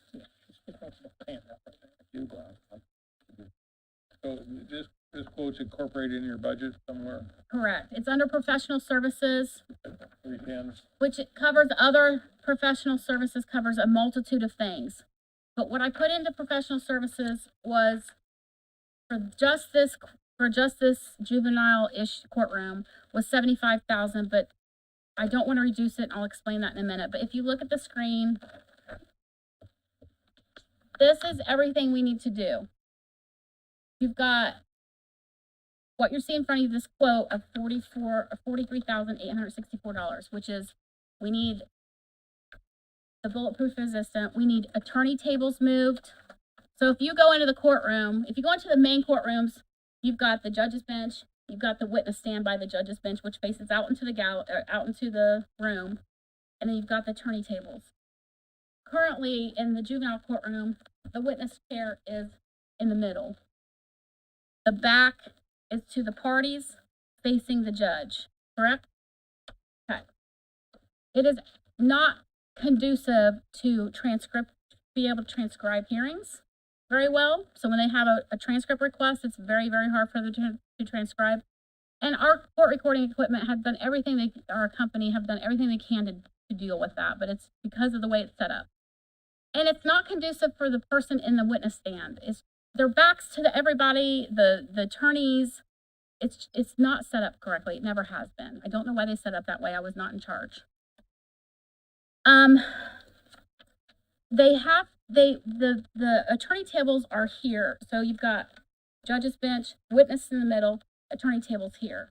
Now, juvenile court is a different kind of court. They don't have just a defense and a state. They have CASA, they have DCS, they have all these parties that are involved. And there's a lot of confidential information as well. So we need those tables to actually be moved this way, perpendicular with the room. They're perpendicular now. I'm trying to think back, it's been a minute. So the tables are this way with the room, where most courtrooms they're this way. So people can see things, so we need to kind of turn them this way. That takes wiring, you gotta move electrical, all that stuff. The other thing is the carpeting. It's original carpeting. It's coming up. It's kind of got bulges. People have tripped on it. They're having all kinds of issues. So everything you see in that quote that I gave you is all this stuff we have to move around and make it so that the room is safe and it's efficient, and the witness stand's gonna be then moved from the middle to over by the judge's bench where it should be. And then at the judge's bench, there needs to be, a barrier there, so that, just like in the main courts, they can't get to the judge. So that's everything that we're moving around. That's that 48,000, or 43,000. That's this main quote. I have a question. Yeah. So I've made it very clear that I request people to bring in quotes and estimates when they're asking for things. So I really want to tell you thank you for submitting this and giving us this. With that being said, I have a couple questions about a couple of these things. Yeah, I'm getting to that. Okay. Okay. So understand that reinforced bench is security, safety. Carpet is safety, and we can't restretch it, it needs replaced. Carpet tiles, all that. Witness stand is unsafe and impractical. It's people can't hear their testimony, so even within the room, people can't hear it, okay? And I will get to chairs here in a minute. So next thing on the list, I'm trying to read juvenile magistrate's notes and get with mine. So you've got the partition between the witness stand and judge's bench. Do you understand why we need that? I do, but that's all the top three combined, right? So then you've got the bulletproof material was that additional, which I chose the lesser of the two. Attorney chairs, all their chairs are original. They're all old. They're falling apart. They all need replaced. Again, they have more parties. It's not 2 defense attorneys, 2 plaintiffs. It's multiple. It's CASA. So they have a lot of chairs that need replaced. I got that quote from Thomas. Thomas is telling me for attorney chairs to be replaced, it's $600 for durable grade material that can be cleaned. That's not fabric. I've got a copy of that if you want it, because that's in my main court quote as well, because I've asked that for the main courts. And then a witness stand chair, I don't know how much that's really going to cost yet, because here's the problem with that. We have to find a chair that cannot be thrown, or it has to be bolted down. And I have been given a website, but I could, by the time I got this quote, which I begged for 2 weeks, I just got it yesterday. I could not get a hold of this website to ask them for a quote, because the chair cannot be moved. So I'm thinking that's an approximation. I don't know what it would cost for a chair, but other chairs are about $500. It could be $400, it could be $300. I don't know. I could probably research that and get it to you before you guys do budgets, and I could probably reduce it. I don't know, but It's probably going to be similar to the attorney chairs, I that's imagine. what I'm saying. It's gonna be similar, so I put it at 500. And then a printer, network printer. I asked Jim how much that would cost to do a network printer. They have been asking for a network printer in the courtroom because there's a lot of times they need to do work from in there. In between hearings, they have meetings in there, and they need a printer. The security cameras is also in there. The last page of your packet, there's an email between myself and the YOC, I believe it was, let me get to that. Yeah, Jeff Helm from the YOC, and he quoted $1,444. We need security cameras put up. There is They don't have them right now? not where we need, not where we need them. She can explain what the issue with the security cameras are. So I'm Magistrate Yonley, for those of you who may not have had an opportunity to meet yet. With regard to the security camera issue, we have a couple of areas that are not covered by the security cameras. And one of those areas is the detention holding area, where juveniles come in from the juvenile detention center and then they're in the holding room. And then the other area is right outside that juvenile detention holding area. And that hallway area is also right outside of the court office. So it's kind of the same area. With regard to juveniles, and I would say, I think we all know that they can be really volatile, and they've been more volatile over the past few years. We have had more security hands-on incidents in juvenile court than have been in the regular circuit courts, criminal courts. We've had 2 incidents this year. One happened in the detention holding area where a security officer had to go hands-on with a juvenile. That juvenile ended up making a complaint against that officer, and there wasn't video corroboration. If I have a volatile juvenile who is out of control, I try to always make sure that I have a court staff go give second eyes on whatever is happening with that juvenile as an extra precaution. We had another incident right outside of the juvenile detention holding area in the hallway where where court security had to go hands-on and take a juvenile down in the hallway. Again, there wasn't a security camera to corroborate that. It's a liability. My concern is, for the juvenile, of course, but also for court security, for our security officers who are put in a position of having to go hands-on with a kid, and none of them want to have to do that. But we do have young people in juvenile court that snap.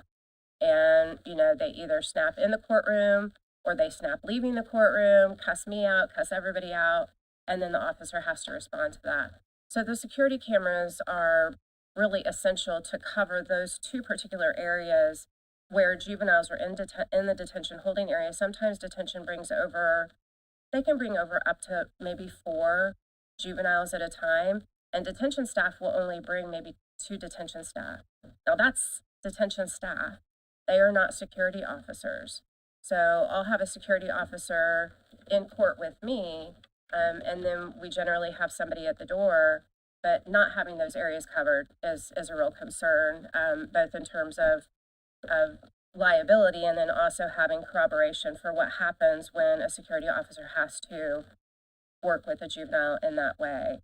And this is adding to their system, right? Yeah, I agree This is completely adding with a that. couple of cameras and adding what they need to add into their system. I agree with the cameras 100%, especially the areas you mentioned. Those would be the main areas that would be covered. Is there any other areas that would then be left vulnerable, not Not in covered? the court area. Not in the court area. The cameras that are existing there are covering pretty much most of the other area where the public would be or where the juveniles would be, including within the courtroom. Those are just the 2 These are the 2 blind spots. blind spots Got it. that don't have cameras. And I kept saying, well, let's see what happens. I don't want to spend money if we don't, right? And then it's just come to the point where we've got to do I something. think those are with these things. necessary. The carpet issue, the carpet bubbles and is frayed in several areas. My concern is I have watched people trip leaving the courtroom, and that is also a liability issue, especially when it gets very humid. It's very, very bubbled towards the back of the courtroom. It's very bubbled and frayed behind the bench. And then we also have a lot of bubbling and bubbling more in the court office area. It is a liability issue and it's a safety issue. When we were thinking about asking for being able to replace the carpet within the courtroom area, and we're not talking about, I want to be clear, the juvenile courtroom is a very large courtroom. It has a very large gallery, which in my opinion, that space could be utilized so much more efficiently. But we are not asking for a renovation or a remodel or to change the gallery to make more efficient use of that space, because I recognize that that's a want. It's a want. It's not a need. But if we're going to replace the carpet, which needs to be replaced, it's the ideal time to go ahead and make the changes to that witness bench or that witness chair so that all parties can hear the witnesses and so that it's not just the attorneys on the sides, it's all of the parties in the back. And so in juvenile court, we have defense attorneys, we have parents with counsel, kids with counsel, the Department of Child Services attorneys, and then their family case managers. We have social workers, we have CASAs, we have probation officers. We have a lot of people that come in to juvenile court for various hearings. And the witness chair is smack in the middle of the courtroom, and the tables surround the witness chair, and the witness's back is to those. So if I have a police officer on the stand testifying, the tables that are behind that officer are not being able to hear his testimony as well as they could be. So if the witness stand were moved to a place similar to where it is in circuit court, then it would be the witness would face everybody in the courtroom rather than having their back. And I think back when the courtroom was built, there was probably a philosophy Judge Caldemeyer had, maybe about where and how to place that witness stand, and I understand that, but it's not still conducive to how we're handling juvenile court today, which is different than it was 30 years ago. And so that's why if we're gonna take up the carpet, it's an ideal time to make those functional improvements in addition to the safety and liability mitigating improvements that juvenile courtroom really needs. So it's just basically, it's come time for a refurbishment, and since we're gonna want to do it, we might as well take care of these other extra things. Right. Emily, Makes question. sense. The commissioners own that building, is that correct? We've asked. Well, first we asked YOC if they would fund it, and they said, no, we don't have the money. We went to the commissioners and asked if they would fund it. They said, no, we don't have the money, so that's why we're here. But they own that building, is that, Well, do they own So YOC or they? they own the building, but the court, it always was, so how the county owns the detention center property, the YOC owns that property, but the county is responsible for the courtroom, court office area, detention holding area, those types of areas within that building. Right, they don't own the building, they're just responsible for the area. does the county pay rent to YOC? No. No. No. But we did ask them first, and they told me that, I mean, in general, the commissioners have a Registered duty to logo, provide lapel. facilities. you like that. I'm sorry, what? In general, the commissioners have the duty to provide facilities for all county offices. Yes. Now, that becomes a gray area when it. Yeah. But I did ask, and they told me they didn't have it in their funds. That's why I brought it to you. I'm wondering if there are lit public safety funds that could be used for this purpose. I know we're overdrawn on lit, but Emily, it's worth asking. I mean, I know we have to cut quite a bit out of lit, and Well, I'm concerned about, this is a capital improvement, a significant capital improvement, and I am concerned about taking it out of general. yeah. I look at general primarily as being operation. Personnel and operation. Can you move those? We have no courts Did you fund in move the public cameras if safety. that's needed, or you think you'll be all right? I'm That's the sorry. YOC increase this year.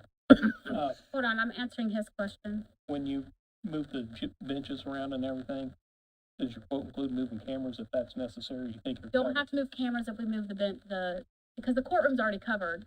Yeah. The cameras that we're needing is additional to the courtroom. I guess, yeah, I knew that, but I didn't know if they would have to be relocated No. to make sure that was included in their quote. Those cameras would still be fine. Correct. Yeah, we don't have to do anything with those cameras. Matt, what was your question? I'm sorry. Really not for you. Oh. But it's we relevant. pay the YOC every year, right? What's that? Is that under contract? It's under commissioners, I believe. Yeah. We'll get that number. 650,000, I believe. Is up, right, this year? Was there a wasn't there a request for an increase on that? Last year we did. Last year. Uh-huh.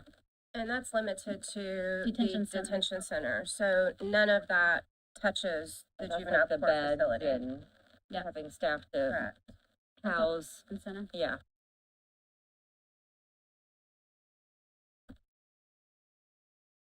$673 is what she said on this year.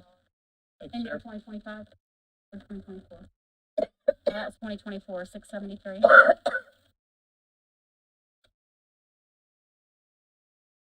Thank you, sir. So any other questions before I let magistrate go back to court? Thank you, Judge. Thank you. Thank you. Thank you for your time. Thank you very much for your consideration.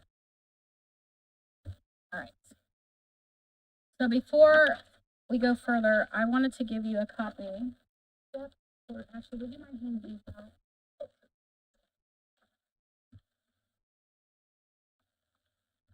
It's just a copy of my PowerPoint. They can make notes if they need to. I'm just giving you a copy of the PowerPoint in case you want to make notes on it. Thank you very much.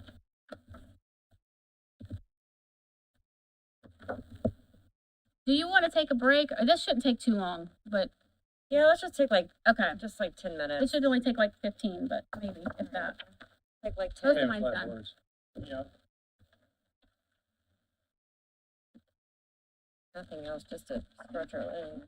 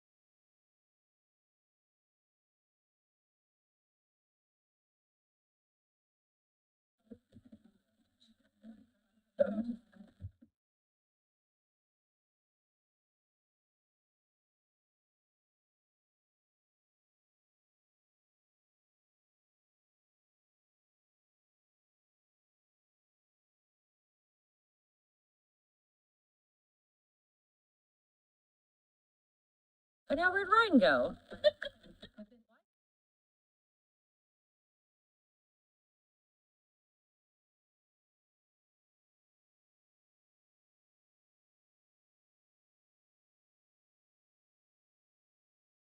Thank you so much for paying attention. I know it's a lot. I just appreciate you guys giving us the opportunity to talk today. So now, before we start, and I this jump should, in real quick. huh? What? I jump Yeah. in real quick. I don't know how, this is me just saying, I don't know how the rest of council feels. However, this, remodel, if you will, turns out, I would like to see you come, probably next month, if possible, with, the cameras, ask for an appropriation for the cameras. I don't have it in my budget. I'll talk about that here in a minute. Are you saying out of my budget this year? Yeah. I don't have it. I'll be explaining that here shortly. I believe you said an appropriation. Oh, like an appropriation out of county general? I think that's what you said, Yeah. isn't it? Oh, okay, well, I can do that. I haven't talked, I mean, I'm just, But you, I'm that's just maybe a offering that suggestion as a suggestion, for the security cameras? yes. Okay, Please proceed. all right, thank you, Mr. Mokel. Thank you. I need a couple of changes on the budget before and this should only take a few minutes once I get into this. It's literally an overview. I know I've met with most of you, before budgets, so this should not take very long. But on page 16, can we update 114 to reflect that that is assistant court reporter / bailiff? So I can make sure that I have these all correct. So it's assistant court reporter bailiff, Is that 38. I'm sorry. Page 114 on page 16, 114, 101 is assistant court reporter bailiff. So that's the same as 113. Yes. Okay. And then on 17, I have 3 changes. These are all line item changes. They were just put in wrong. Okay. 162, 101 is case manager, your probation case manager. It used to be juvenile. I think we changed it at job description time to just probation case manager. Case manager. Probation case manager. What was the first one? On page 16. What number? The first one was 114, 101. That needs to be assistant court reporter bailiff. Same as 113. Yes. And then 162, 101, when you're ready, Case manager. is probation case manager. Okay. And non-officer. 165, 101 is assistant court reporter. That's the one we moved up to assistant court reporter because she's doing all the same duties at job descriptions. Remember that? What number is that again? 165, The assistant court reporter. assistant court reporter. Okay. And then the last one is 194. That's that probation officer assistant. 194 is Probation officer assistant.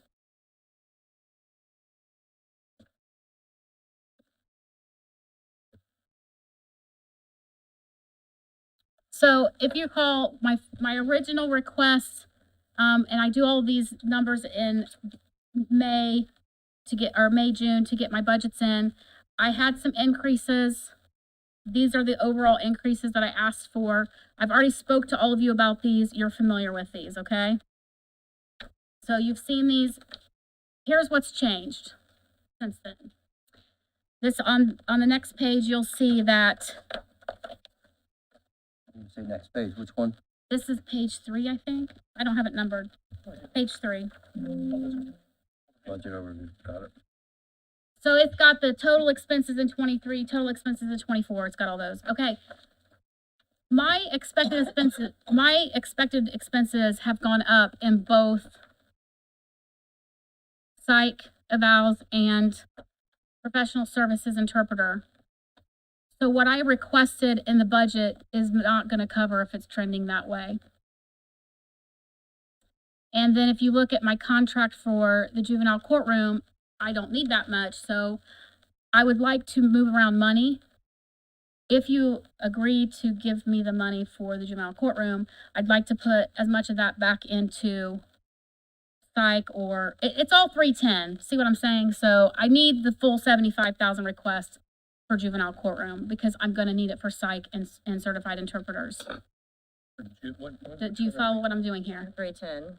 If these are all under 310, On our sheet, where is? I don't see $75,000. 311, sorry, There it is. 311 is 75,000. I got you. I would like to move that 8,000 into 310. Because I don't need the full 75, but I need it to go back into 310 because you can see that my trend is gonna be a lot higher than even what I requested from June. Wait, okay, hold up. You just do a transfer request and I just don't want you to get rid of my full amount for 311. So from 311, The 80, 75, 175. so part of 311 also has my BIS recording contract. So I need to take 75,000 of that, and that is the juvenile. The rest of that is for BIS. 51,000. No, it's more than 51. It's 52.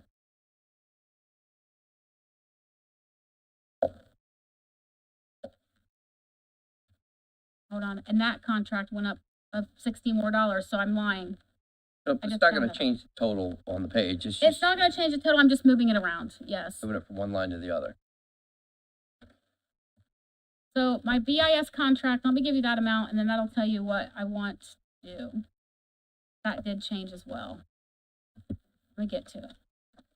When you figure out what you want that number to be, let me know. Can don't I do wanna- that? Can I just tell you all here? Like what that number for that line should be? I don't need to know Yeah, what can you're I just reducing. tell you after I get done? Yeah. Just come back, okay. So I'm just showing you the math, right? That's just Okay. explaining that, yes, I know it's not the full 75 for that amount, but you can see I've trended even further up on psychological evaluations and certified interpreters. Now, I do want to tell you that I don't see it slowing down on either of those things. I just don't. You've seen the spreadsheets on those as well. That's the update. Okay, so go to the 2 pages further, and this goes into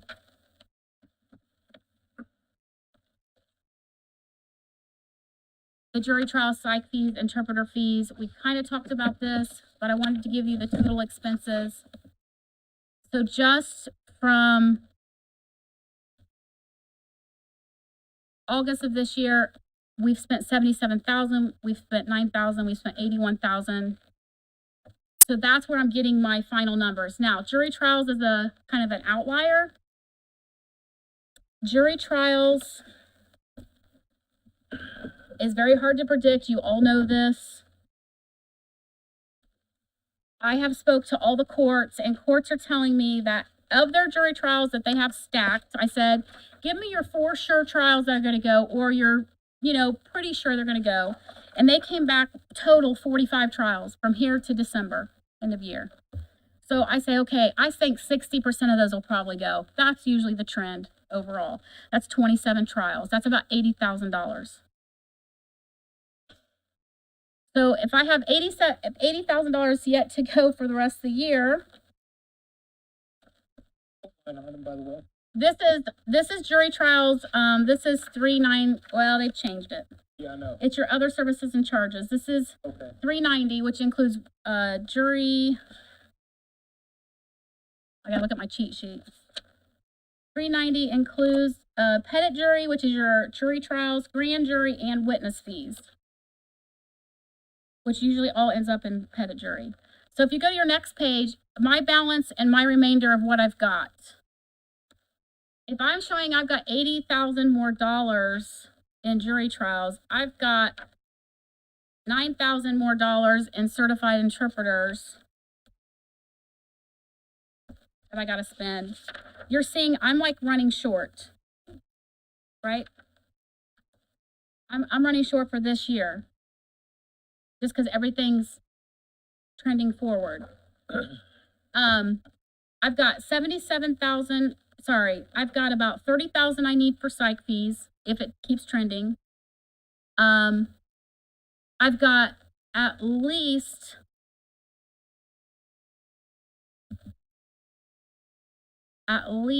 another 4,000 to 5,000, that's wrong, 9,000 for interpreters, 4,000 for interpreters. And then I've got about 120 or 80,000 for jury trials. And these are the funds I have left. Right, I have 2,500 in psych, I've got 1,900 in interpreters, and that's a grant, so I actually have that amount, the 800 with that. And then I've got jury fee fund and county general jury fee fund. So I'm gonna run short a little bit, but I do have extra money in salary lines that I can cover. If things keep trending, I'm gonna be about 26,000 short, if you look at that next slide. Just this year. Now, my hope is either one, all the jury trials don't go, which is a very good possibility, or two, I can take more out of jury fee fund. Because remember, I talked about I have that cushion. But that is where I'm trying to just hone in that next year I have to have those full amounts in jury trial, psych, and interpreter.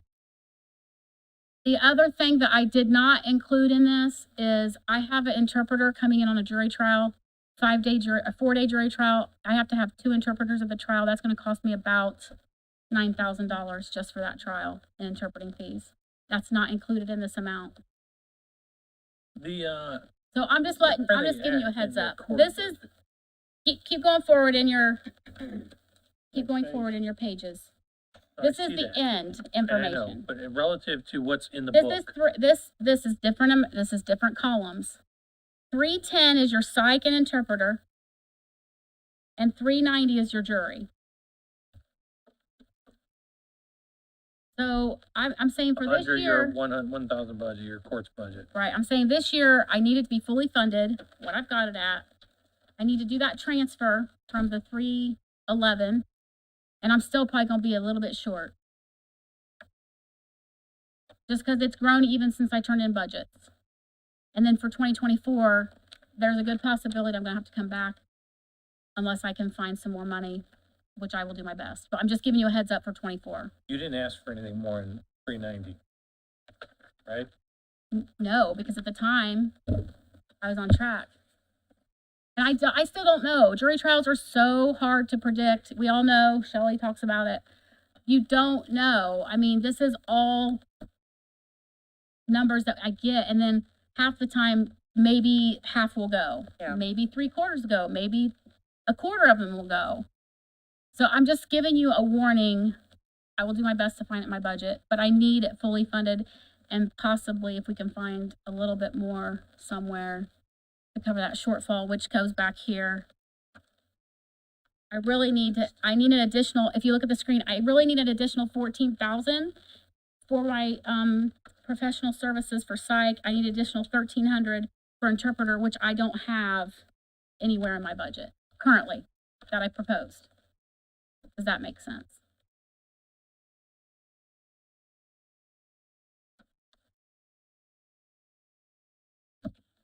I thought I was going to have that cushion with that juvenile courtroom, but it came out more than expected, so. Right. Okay. Is everybody on the right? Are you guys all following me with this? I'm just giving you that information because I know I've met with you all about this jury trial, psych fee, interpreter. I just wanted to give you an update. It's trending upward even more. Okay? Okay. All right, so this is really what I want to talk to you about is Judicial LIT, which we talked about last year. And I know some of you are totally against raising taxes. I respect that. But I feel that it is your job to make sure that we're funding government as well. And I feel that this is a mechanism that's been put in place. Fund it. If you look at our salaries that qualify for Judicial LIT, that is what's showing right now. Judicial LIT, can cover 50% of our salaries, and these are our proposed salaries, and our proposed salaries are the mid-external out the job salary study, mid-external salary. So 50% of that, if you would look at that, is 534,000. It's 970,000, which half of that would be $485,000. If you were to implement a 0.02% judicial lit, that would generate, off of the numbers that I have found, what is coming in currently revenue from Delaware County. The revenue is 534,000. Okay. And I've had significant increases in my budget out of county general over the past few years of about $250,000. That's just court budget. You've heard all of my areas, probation, CASA, and myself. And this could free up money just in my area to be able to implement some of these things we need. CASA's concerns, programming, probations, my psychological evaluations, my jury trial issues, my interpreters. All these things could be freed up and covered with an implementation of judicial lit, which is what was given by the state to be implemented by council to help with giving judicial salary increases. Now, when I compare it to our competitors, people that I compete with for jobs, that's your next slide. Our total lit is 1.5. Our hourly rates, that's our current hourly rates, our current salaries for my staff, and our current hours worked. Henry counties and Madison counties are on there too. Henry County just passed a tax increase across the board for EMS tax rate, judicial lit, and their public safety. They increased it all. They gave all of their employees increases because they had a job salary study done by the same group that we had done. They recognized their employees needed raises. They did it. They implemented it effective September 1st. I have signed copies of all the ordinances. We need the same thing. Our employees deserve a livable wage. We have employees that are, in my court, I have employees that are eligible for public defender based on their income. That's insane. This should not be, I don't want to raise taxes. This is, we need to fund the government before it crumbles, not a reactive, a proactive approach. I cannot compete with Madison County. I cannot compete with Henry County, and I cannot compete and expect my employees to stay in Delaware County when they can drive 15 minutes to these other counties and get paid this amount, and I encourage them to do it. They should be paid these amounts. You paid this money for this job study, and every year you say, we just don't have the funding. We just don't have the funding. And my employees are so, their morale is so low. And I keep saying, okay, look, we've got this judicial lit. Like, I think we can make this happen. And I have to go back and they're so devastated. Their morale is so low. Then I come back and, oh, we got this job salary study. We can make this happen. I think we can make this happen. And here we are again. And I'm hearing some of the, well, we only have so much money. And you know, this has been ongoing. I've gone through and looked at my notes from other budgets years ago. And you know, it's the same thing we've been hearing for years. So we're a little frustrated, respectfully. We all work very hard. And if these counties around us are recognizing that, I feel that is your job. I implore you to look at this and make it happen. We brought this to you last year and nothing's happened. Frustrating. You always want to know comparison. So here you go. My courts, I have 7 courts in Delaware, 3 courts in Henry County. Look at the difference in pay between Delaware and Henry. Look at the workload difference. Henry County, total cases, comparable.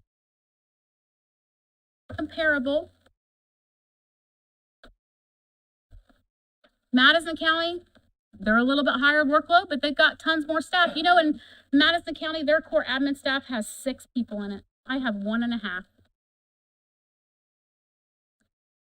So you can't just look at, you have to look at everything. I am looking at, I see that it is comparable to us. These 2 counties are very comparable.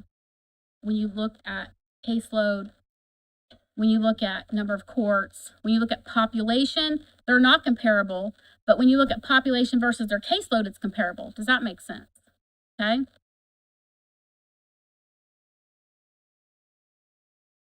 I will leave you with this, and I told you I'd keep it short. I just gotta find it in all of my papers. I don't know what I did with it.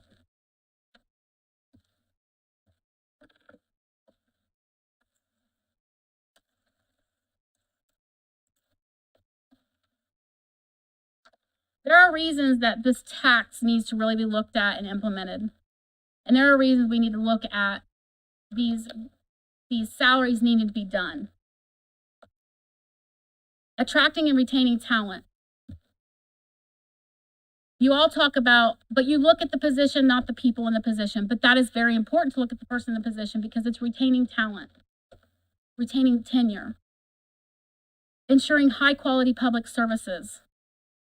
I am sure there's not anybody in this community that would not want our public services to be top notch. And we will not have that if this crumbles due to not being able to pay employees. It will crumble. Addressing cost of living increases, that's not been addressed for years. Supporting economic stability and growth because what we get paid goes back into the economy. And then ensuring equity and fairness, as you can see, compared to Henry County and to Madison, that's our counties beside us. I did not have time to get Randolph County, but I'm pretty sure they're much higher than us as well. Reducing employee turnover and training.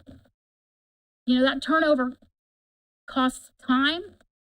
It's less quality of work during that training period. And it happens in every department. And supporting workforce diversity. I feel that it just falls on deaf ears every year. I have begged every year. And you have mechanisms. Other counties have done it. And I feel that it is your time to stand up and make a hard decision. You're elected to make the decisions, so do it.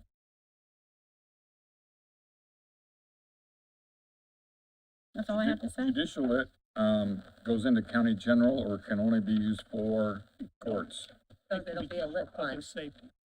Judicial lit can only be used for judicial salaries, and it can only be 50% of our total salaries. But what that does is it frees up money in county general of what we're using. So like when you're looking at our lit budgets, we have lit for the sheriff, the jail, prosecutor, and counsel. This would be a new lit that would say lit court. Yes. Under 1170. The county council still has a say in how that money's spent or not? Yeah. You have a say in how you spend the money that's freed up Yeah. in county general. Within the ball. Statutorily speaking, because this was a little unclear last year because the legislature hadn't actually gone in and defined it, they now have. Yes. The money from this lit can be spent on only court reporters, court bailiffs, and court administrators. Right. And that's the only ones. Jobs that she's put up there. Yes, that's the only jobs I included. So there's not every salary in my budget is included in this. That is just the salaries that are included of those job titles. The county council then has a say in whether or not XYZ person's being paid 40,000, 45,000, 48,000, or you just somebody. Half the salary. It'd be kind of similar to that other position where half of it was in a 66.6%. I think he's asking if you have the authority to set the salary. Yes. Yes, we still do. What I'm saying is every year we ask for increases and every year it's a no. We don't have the money. This is a way to give us our increase. It's also a way to free up money in the budget.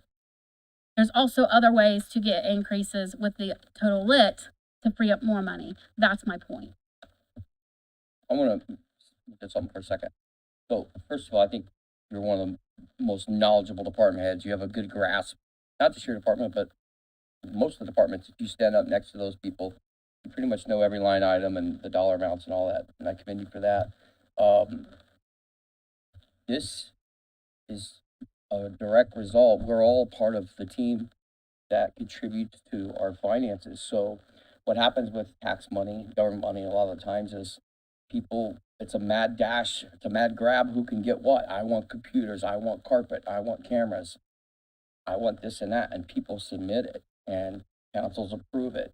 When those types of things that I view as wants, not needs, sometimes they're needs, that takes away from being able to recognize, and you're right, you guys are underpaid, everybody's underpaid. But And hold on, let me finish. And I'm not opposed to you guys getting the money, absolutely not, I agree with that. I'm not even opposed to, if we did everything necessary and there was nothing left, to raising the lit tax to make it happen. If that was our last option left, I'm speaking for myself here, I just feel like we haven't put in the hard work yet and made the tough decisions to cut the necessary wasteful spending, positions that are open that aren't being filled, to free up that money that could be used to pay you guys. And until we're willing to do that, that's why I'm closed on the lit tax. In my opinion, we could cut 10% out of this entire book if we wanted to get down to business and really make the tough decisions. Then we wouldn't need to do no lit tax. That's why I've always taken the position that until we do this, there's no sense in doing that, because that's the easy way. I know you said it's a hard decision, but it's not. It's really the easy decision. This is the hard decision. Can I respond? Please. I'm going to respectfully disagree. We cut our staff and everything we could cut in 2008. We've not gained most of that back. Like I said, I have 1.5 staff when I used to have 4. You're right. Some departments have done a good job with it. We have. And so when you sit up there and say, cut, get rid, trim, we've done that. I'm still all the office supply budget from 2008, 2010. Okay, so we've done everything you've asked us to do. And you say, we still need to cut. There's certain departments that have done it. I bet there's But why do 50 we all get employees with punished? take-home vehicles. But Not why do just we like get $40,000 Okay. Acuras. I'm talking $80,000 luxury But vehicles. I should not get punished. I'm not saying you are, but that's But I all am. part of the kitty. But I am. And when we have wasteful spending like that across the board, unfortunately, people who shouldn't be affected get affected. And I know there's a lot of people that have done what they can do to make sure that we're doing what is supposed to be done, to make sure we're spending dollars in a way that is responsible, because it is public money. And so when we all are doing our best with what we have, and we come to you and say, please do this, and you say, we just don't have the money, and that's all we hear, we start losing. I know for a fact, I've got employees that they're already saying, if we don't get this, we don't get a livable wage, I've got to go somewhere else. It's not a threat, it's just a must. They're at a point in their life that I cannot live. I agree with you. I think we can obtain Horrible. that I'm without losing the tax so law. much knowledge and expertise. And here's the thing, I don't even know if I can replace them, because the skill set that I get with these applications for the salary I have cannot make it. It's not being mean, it's they don't have the skill set to be able to work in the court and what they need to be able to do. So what's going to happen is they're going to come in, I'm not going to be able to have a full staff, and our court's going to stop. We're not going to be able to run court, or we're not going to be able to run court like we are, and then everything's going to slow down, and all this court stuff's going to, cases are not going to get resolved, prosecutor cases are not going to get, all this stuff's going to crumble.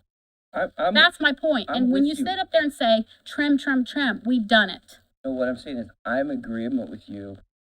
I believe we can get to the same number that you're requesting without the lit tax, is what I'm saying. Well, if you say that, why haven't you done it? I'm one vote. If you feel like these people can cut in their budgets more, please have them come up here and tell where they can cut. Cause everybody I talk to say, we are where we are, because you still have to be operational. Mhm. You still have to be able to operate with the things you have, which we all do it on pretty shoestring budgets. I know when we cut back quite a bit, I think it was in '08, everybody said the Yes. same stuff. We're not gonna make it, it's not gonna happen. And it was a little tough road, but we made it, it happened, we trimmed the budget. It could be done. I've seen it be done, I've seen it be done in the private sector. It just requires people making the tough decisions and then people getting used to when you're in an 8-person office doing it with 6 people. 'Cause it We've can't already, be but done with that's my 6 point. people. We're already at that point. Your We've office already may done that. be, but some haven't. Some have cut those positions and then added them back plus some. So that's what I'm talking about. It's not an across the board thing But because I it doesn't also- apply across the board. But we've also had bigger caseloads. I mean, I can speak for the courts. Our workload's gone up. I agree I'm with you. doing a lot more work than my predecessor. Yeah. And I'm doing it with less people. No arguments for me. I agree with Okay. you. I think you're doing So great. court workload's gone up. I know other department workloads have gone up. We're doing it because we have to, but we should be compensated for that. If you're not going to give us employees, we should at least be compensated for that. And if we're not compensated, I'm going to lose more and then everything's gonna crumble. I've That's my said it point. many times. My ideal solution to your issue is to eliminate a good 30 positions in this entire county from attrition and open positions. We have 30 open positions right now that's not being filled, that people are still getting the work done. So instead of 30? hiring I don't know those about people, 30. the job's already getting done without them. Well, I can My tell you, position is to take that money and pay you guys, the guys who are here. but I had a position open I could not fill, but I need that position. But you're doing it without it But right we now. aren't. It does affect the workload. It does affect the court. We aren't doing the work to the highest ability that we could do efficiently without that person, Ryan. That's what you don't understand. We're making it, but we're not making it like we should. We need that position. We can't fill it because we're not getting the applicants that we need. And I'm not gonna just fill it with somebody else I'm gonna have to let go because they're not able to do the job.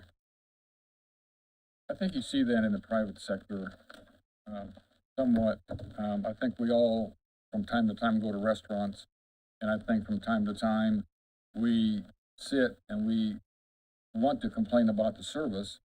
It's not the establishment's fault For sure. that people can't get waited on. It's the fact that they can't get people in the front door to wait on these people. So they're shorthanded. Mhm. At the end of the day, are 6 people doing the work that probably 8 people should be doing? Yes. Are they doing it very efficiently? No. No. Is the job getting done? Yes. And then people come in, and because they're having to wait, I'm talking about, like in a restaurant environment, they don't come back because they can go somewhere else and possibly get better service, and possibly they do have to pay a little more money. And so there comes a point, I understand what you're saying, there comes a point of where efficiency, it's easy to say, cut, but if you can't deliver the product at the end efficiently, and I've seen it happen in my own business when I had a business, people will leave if they're working under too much pressure. It's just so, I don't know. And they can't go somewhere else, right? The government's stuff, like I'm gonna go to this government instead because they're not they can't go somewhere else. And work product is gonna be affected by morale and pressure and being underpaid. And it does, it affects it. I guarantee that the work product we get now is different than what we got before because people don't feel appreciated. I don't feel like, and I'm speaking again just for myself, and I'm gonna be contrary with many people on this board, and I apologize for that. I almost feel like because of the many things that you have just cited, you're doing things back in today that you were doing back in 2010 or 2012, and I almost feel like we're holding many of the employees hostage. by not looking for other options, that could be available to us. I know it's not what many of the people on this, council want to hear, but I guess that's my position. I agree 100%, Ryan, that if there are areas that can additionally be cut, those need to be looked at. I am, as I'm sure everybody else on the panel here would agree with that. I think we locked in everything last year from the year before, and as far as many of the expenses are concerned. But I think it does come a point in time when even the product that you're buying, whether it's paper, whether it's pens, whatever it is, those continually go up. And to think that we can run that same budget this year that we had 5 years ago just doesn't seem practical. I appreciate that. And I appreciate Mr. Mokel's comments as well. All I'm saying, this is the point, I've said it from this very chair before, through experience myself. When I was a quality inspector at Progress Rail, I hired in, there were 4 inspectors, I was the 4th. When I left, all 3 of them other ones were gone. I was the last one there doing the job that 4 of us used to do. And I felt like I was drowning for the first 3 minutes, and then my thing stabilized, I got my legs under me, and then I was efficient, and I did the work that 4 of us used to do. I've seen it, I know it can be done, and I'm not saying that it's not difficult, that's why they call it work. But, if you wanna get paid, I'm all about helping you get paid. But it's not gotta at be the a expense livable of raising wage. taxes. I'm all about paying you your request. Yeah. I just think we can do it without raising taxes, that's all I'm saying. I agree with you Okay, 100% on that. You say you can do it without raising taxes, then why haven't we done it yet? I've already covered that. I don't think. I don't think you're asking, agree I with mean, I that. can only answer for myself. I'm just saying you give every year, everybody gets hopeful, and every year we get let down and we get told the same thing. And I would implore you to look at something different this year. All I'm seeing The is judges have told me that they are in a position that they're not really going to accept another no. okay, so how does that work? You come in here, you hold us hostage, you back us You're against holding the us wall last year, hostage. and you say, I'm if just you don't passing do it, along we're the gonna take you to information. court. If we don't I do was this, told this to is how. tell that. Well, that I'm they sure they would- sent you to be their muscle, They but I'm did. telling you, I'm fed up with hearing their muscle and backing us against the wall. They just That's said- not gonna move the needle with me. I know. I'm just saying what they told me. They really. Well, you tell them this. I'm not gonna react to that I at all. understand. I'm just saying they are saying I'm they are tired of being tired. held hostage up here on this council. Listen. The people who think they have the I upper wish you would hand on calm us down when so I they can- don't. We set the salaries. We set the job descriptions. We set the number of employees. Yes. Nobody's backing us in the wall again. I'm not backing you into a wall. I'm saying what they told me. They do not want another no. We've been told no, every year, no, and they don't want another no. Okay. That's and all what they're I've said saying. is, let's eliminate some of these positions that aren't That's being not up to filled. me. It's up to us. But when we bring that up, we can't do it. We can't do it. You gotta help me help Okay, you. but I don't think that's the whole thing. If we're telling you we have to have this many employees to function, and you just don't think that's reasonable, have you come to my work and seen my work and what I do on a daily basis, or my court staff? Not one person in this council has been in my work. Nobody's come and visited me. Nobody's stepped a foot in my door and seen what we do on a daily basis. So you just sit up there and say, you can go without a person is crap. You do it. You cannot say that. You've never came. See it. You come up here. You have open positions for half the year. You're doing it without the person. We're not doing it You're doing it. correctly. We are not giving the public a good service the way they should be served. When their court cases are lingering, when things aren't getting done, when you don't know what we do on a daily basis, to sit there and say, you can do it with less people, when you don't know what we do, when you don't know how we have to work every day, you don't know. Yeah. So you just sit up there and say, I know you can do it with less people, when you don't even know what we do. You've never even come out. You've never even asked to come out. You've Okay. gone to others, but not ours. I think we can, I Yeah. think we can kill this dead horse at this point relative to that. Emily, you're not wrong about that. And part of the challenge of being on county council is the fact that we do not see day to day You don't. what happens. So every request that gets made is, and I've said this to, I just said this to Eugene and to Jessica, about the fact that, there is an efficiency and accountability factor that Ryan's referring to that I believe is, potentially an accountability that we unfortunately just don't have. We do make some of these decisions in a vacuum. no two ways. And it's very unfair because when you go into certain departments that you do go see what they do, that gets commented. And that makes the rest of us feel very inferior. Yeah, absolutely. So that's totally noted. Thank you. I think any department is going to come up here and fight for their employees, Yes. right? So, And that's exactly what I'm doing. all right. Well, thank you for all of that. Thank you, Emily. Good presentation. Thank you. I promise I'll take less Real quick time. reminder. Maybe I'll take more next time. Yeah, you did really good 20 minutes ago before we got on that. I didn't hear what you said. What did you say? I said you did well. You did well. Oh, yeah. But I do have a question. I just want to clarify probation salaries for next year. Those are dictated, right? Those are mandated. Right. But are the increases those are the mandated increases listed here? So the total salaries are in both budgets. I did not put them into the county general, but everything there is mandated and it's a total salary. The raises are in that total salary. So everything you see there is mandated. So these are A the portion figures. of those salaries are in probation user fees. Mhm. Those don't go up because I can't afford to put the raises in there. Gotcha. So the raises went into the county general side. Okay. Always a good reminder. Here, I'll get it. I'll remember. All right, thank you, Emily. Thank Sorry, you. one other question. Oh. Yeah. Equipment. Oh, was that? Oh, so okay. Equipment in general is So also up. equipment, I did have my normal upgrade, but I have Is this computers? 18 computers, I believe, that I have to upgrade the Microsoft Office. Mhm. Let me tell you for sure. I have 18, I actually have 27, but 9 are already in my budget for next year. But 18, I have to upgrade the Microsoft Office because it's going out of date. And then the other part of that. So Those computers that have to be upgraded, they actually have the proper components. Microsoft Office and Windows. My Windows are good, but my Microsoft Office is not. Okay. So Microsoft Office is going to cost me $5,760 for 18 of those.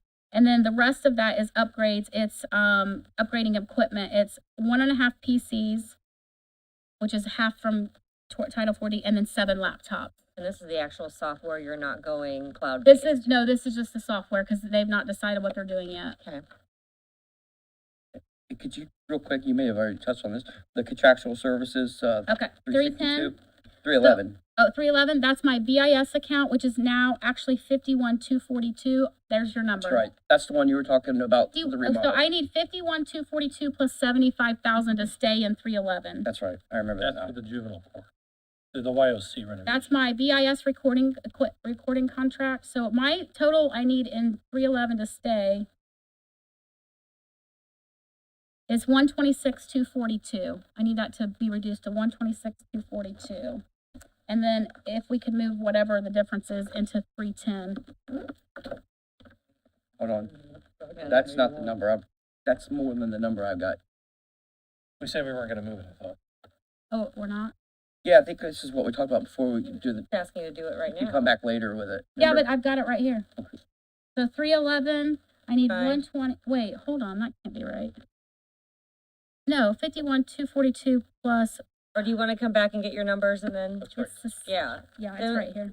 Is that what we decided to do? Yeah, I'm sorry about that back up. I forgot that was tied into that. 66,958. 118,200, or 118,200 is what I need to stay, One. and 311, 118,200. yeah, 118,200. And what does that make? That, 310. that's for the juvenile court quote. So that would be moving 104,800. No, it's only 126 total. Only 126 total. Oh, Moving like hang on, 6,000. hang I mean, on. sure. No, sorry, I'm on the wrong, on the wrong page, wrong line. My bad. 58. $7,981. Into 310, please. 19,700 would be 127,681. 127, 680, 81. 81. Thank you. Okay, repeat that, so 310, Is 127, 127, 681, 81, and 118, 200. is $200?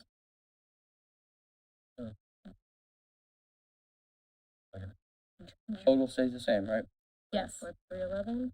311 is 118, 200. So 311, those are a bunch of things got moved in, or sorry, 310, a bunch of things got moved into that. My mortgage foreclosure facilitator, psych testing, judge pro tem, court order testing, court interpreter, and my court website is all underneath 310 now.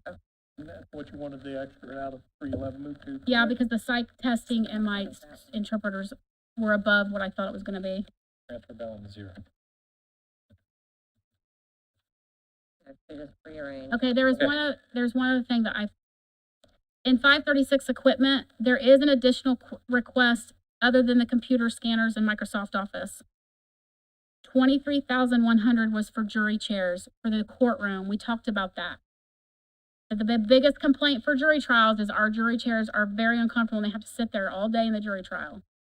And that was the quote that I received from Thomas. And I can give you a copy of that. They're about 330 a piece. And I was gonna replace all of the courts, so 5 courtrooms at 14 each courtroom. So 14 times 5, That's in the equipment. that's in equipment, yeah. And what'd you say that was moving So to? 70 chairs, 70 chairs, and Yeah. how much each? 330. And this is medical grade fabric, it can be wiped down, you know, we have That's 23,100. 23,100. And that was going to equipment added to, or just That was added on top of my regular Already in. replacement Already in plan. there. in the- Yes, I'm saying that's the entire, That's I wanted you to know request. that that's included in that line. That's what I would thought you Jury said. chairs, my replacement plan plus my Microsoft Office. So 23,100 of that is for the chairs. Above and beyond my regular requests. Okay. Okay, Thank you. thanks. All right, auditor, page 6.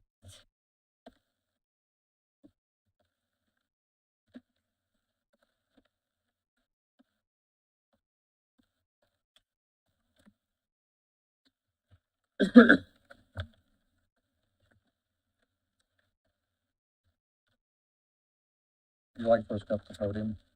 Nah, you don't need to. It's fine. Unless you really want to, if you're really wanting to be up on the. I don't know if I can follow up with what was presented earlier.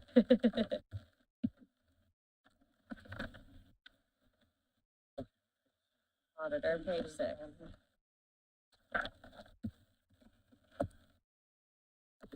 So we just start off at the top. We'll address all the payroll at the same time. Sure. Essentially, we took all the employees up to internal base salary. With exception one, we bumped it up so it matched the other employees. Which one was that? Number 112. 12.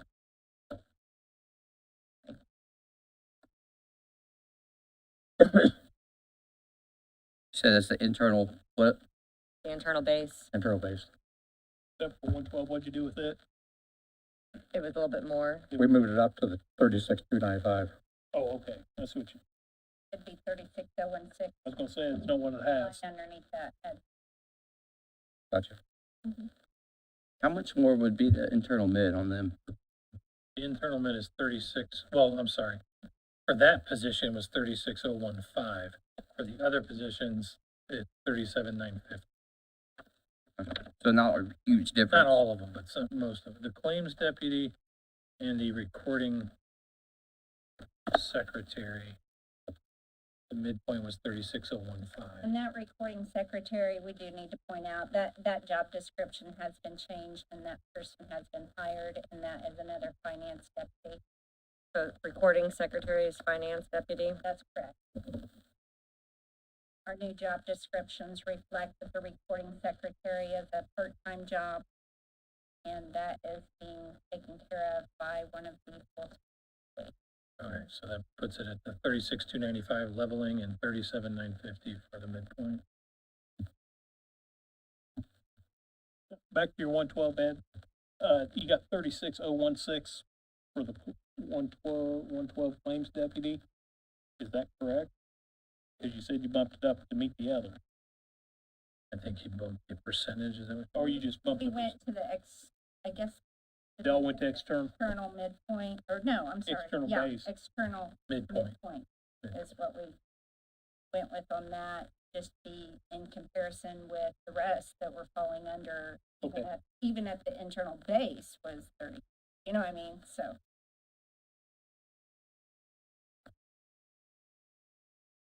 Answer your question. Yes. Okay. That's how we come up with those numbers. Concerning the auditor and the chief deputy, basically, we looked at the study. All these are based off the study that you pay for. So the study that was done for the elected official as a auditor, at the time the auditor was being paid, this study was actually pulling from the 23 payroll, I believe. You look at the study and the so they pulled the data. So in 23, the auditor was being, I would say, at 56,136. The average of 11 counties that were part of this analysis, the average was 65,225. Of the 11 counties that were part of this analysis, there were only 2 counties that paid all their elected officials the same amount. We were one of the 2. All but one other one, the auditor was paid more than all the other elected officials. So we based our increase off of that average of 65, and then had a cost of living of 4% per year for the 2 years in a row. That's how we come up with a total of the 74.43. As far as the chief deputy officer, we looked at that, making it an exempt employee and keep it status that it was until July 1st. And based on that and what the federal requirements are, we established that salary to be 58,922. that does include 62.2% longevity from years ago that's tagged on of 260. And a reminder, Ryan wasn't here, but as of January 1, 2025, the FLSA minimum is 58,656. Correct. So that plus the 266 is where we got the 58,922. What if we're doing this salary study and we're like getting everybody's salaries corrected to what it says, why are we still including longevity? That was grandfathered in to the people, gosh, was it 2008? No, I know. That's a Or the different just- longevity. Oh, That's a different longevity. This was, 2008 when it showed okay, 2009. all right, 2008, went in effect 2009, and what it was is everyone used to get $400 every 4 years, so you'd get like 400 for 4 years, then you'd get 800 for 4 years, yada, yada, yada, okay? Then they changed it, and they said, okay, we're gonna give everybody $100, or $100, what do I wanna say, 100 for, yeah, 100 for every year you've been here. And so when they made that change, the people who were currently already getting longevity, of whether 400 or 800 or 1,200, et cetera, they took that amount, whatever you were getting, and then they times that by 60%, and they said, okay, we're gonna add that to your base salary. So those people, based on whatever their amount was at that point in time, whether it's 400, 800, et cetera, got that 60%. Then the next year, this percentage, I have no idea why anyone made it up, but it was 2.2. So in the end, it was 62.2. got tagged on to base salary. So there's still some of us who have that, Mhm. and it doesn't get taken away from us because it was literally tagged on to not our job title, but us as a person. You know what I mean? I understand all that, and I guess my question would be more, I understand how longevity is created and developed. My understanding is with this salary study and this whole putting everybody in these classifications, that we're basically scrapping our old way of payroll and how we're doing pay. So if we're into a whole new era of how we're deciding people's compensation, why are we bringing a piece of the old era with it? Why aren't we just saying, that's the old pay system, here's the new pay, it comes with a massive pay hike as it is. Why are we still incorporating that into this new system, is what I'm not understanding. It was Well, grandfathered I think it's in, it's but It's contractual. grandfathered into our old pay system. Oh, no, Right, but Bill- that's just a base pay though. Could we, Those are just base pay can we amounts. kind of limit our discussion to the council for just a minute? Brian, I think it's contractual. And the only reason I have some familiarity with this is that when the Muncie Community Schools were in financial difficulties, they tried to do away with contractual benefit comparable to this, and they were sued and lost. So I think I don't think we have any choice but to honor what was in place at that time. I know when we were at the Until the statewide. change, sorry, until the change, right? Right, until the change actually happened. Yeah. So anything I mean, grandfathered It's not being yeah. offered anymore. Correct. It hasn't been for 8 years or so. So when, Matt and I were at the statewide council meeting back in June, Randolph County, was it Randolph? They just, paid out all their longevity and ended it Comp completely, time. and comp time. Paid it out and started fresh. Yeah, because I know that some guys, I think it might have been Fred or somebody, when they submitted a plan for a payroll increase, part of, I think Tony did it too, when they were doing it with the sheriff's deputies, they conceded it. They said, in exchange for this, we're done with this. Right. And these base salaries are based off of people in comparable positions in other counties, correct? So, I don't know if they've got longevity included in those or not, but it just seems like Well, it's based off. It's not a their- lot of money. It's I'm not based saying off of it's their only- base salaries, Ryan. pennies In compared to Tanya's what we're case, doing. it rolled in, but in the other budgets we covered yesterday, most of them had a line item for longevity, separate from the salary, correct?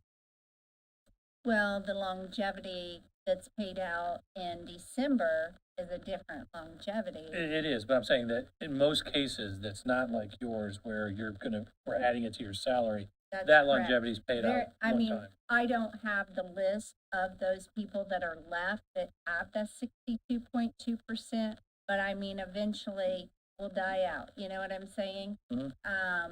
I can tell you at a rough, I don't have a list to tell you how many are left. You know? there's 1, 2, 3, 4, 5, there's 5 departments with longevity line items currently. Now one of those is ours, so I guess that doesn't count. And it only totals, besides what we put in there, as you put it as a fund to hold money, it's only 29,850. So, I mean, there's not that much laying out. No, it's not a lot. I was just trying to understand the I system. think what you're trying to say is you would like to negotiate that with the employees and buy that out. Yeah, I mean, Is basically what you're trying to everybody's say. trying to receive significant pay increases to get on a new page. And I don't understand why we're bringing old restrictions from an old system that we're moving from to a new system. The second thing I want to ask, I brought this up last year, and I know, I can't quite remember the fund, but I believe the chief deputy is paid an additional $5,000 out of, can somebody help me with that, what that other fund is? 1216 What's that out of? What's it called though? standard deduction. Ineligible standard deduction fund. So with this significant increase, 5,000, just. what was it? I believe it's in there, 37. 37, okay, so that's what I was gonna ask. With this significant increase, are you still requesting that as well as part of the I salary? think Ed was gonna get to that in his presentation, if we can just like get through it, and when we get to that one, we can discuss that as well. Fair enough. Yeah, we'll go ahead, I mean, we all just received a packet from Ed. You wanna walk us through this? Sure. Reminded me of that. I couldn't remember what it was. So we have, under contractual service, you got a list of all the vendors, essentially the duties or responsibilities they have for perform for our office. That's how we come up to 223,000. So we have contracts with each one of these. I've got some hard copies of the contracts here if you need to see them, but Or is somebody able to tell me how much we paid Becker Tilly in 2024? Total, not just in this line. Cover that. I didn't bring those papers. I believe so. We just covered that. Well, I asked, but we didn't have a number, did we? No. You did? I recall I that. think we did. I thought you were gonna get that number for us. No, that was finance, and then I brought it back. Okay. I thought.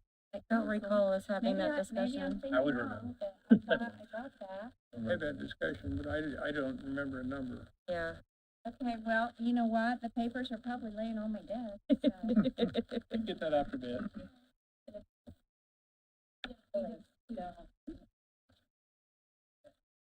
Right on.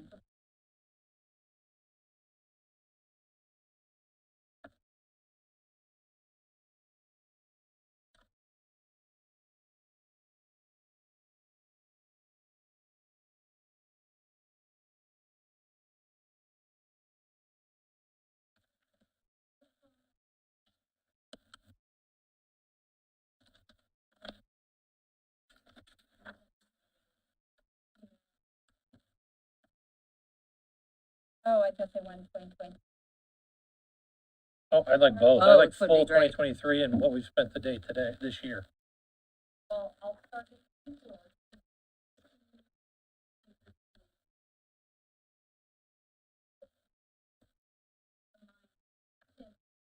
They want. I want it all. I want it all. Thank you.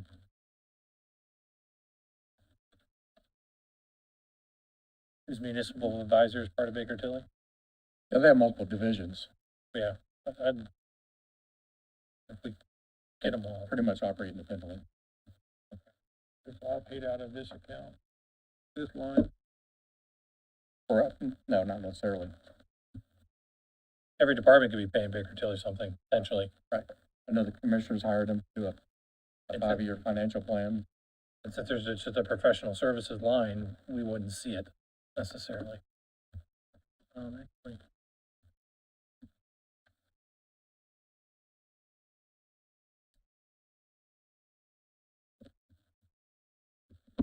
you could keep working on that, Keita. We could So keep that moving. particular contract with us, they give an hourly rate, depends on the type of, Yeah, we did go duties through they're that. You explained that last week on the, okay.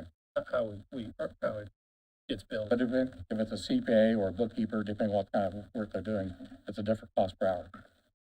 This last invoice, I believe we received like a 41% discount off their normal rates, so. Yeah, you did talk about that. Any other questions about, No. I mean, this, Thank you for the It's breakdown. actuarial gas. What's that? Is that a, it's, again, an analysis is done Analysis. on gas we use and saving gas because we use a third party to negotiate rates on gas, believe it or not. we do that for electric too? A lot of these, the list on these consultants here are really driven by an unfunded mandate by the state. Because we're one of the few counties, I think we're one of 18, that are required to do a gap report. In order to do that, we need people like CPAs or like legal staff in order to put these reports together so we can present to the auditor as part of the process. So they don't make everybody do it? Just 18 of No. them? It's, if the population's over 100,000, they're required to do it. Population based? Yep. Okay. When you were saying a third party, are they actually like hedging these utilities or? Are they hedging the rates or? I don't know how they actually work.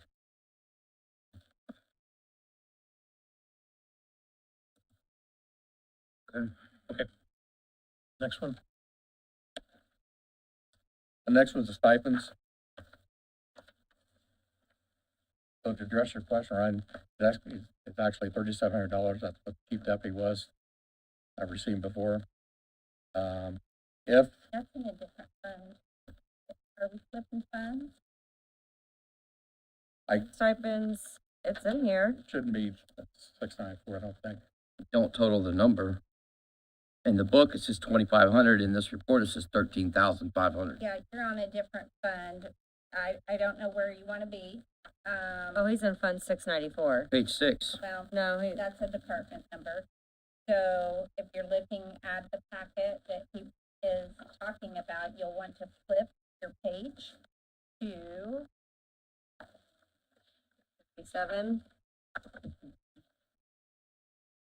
page 63. 63.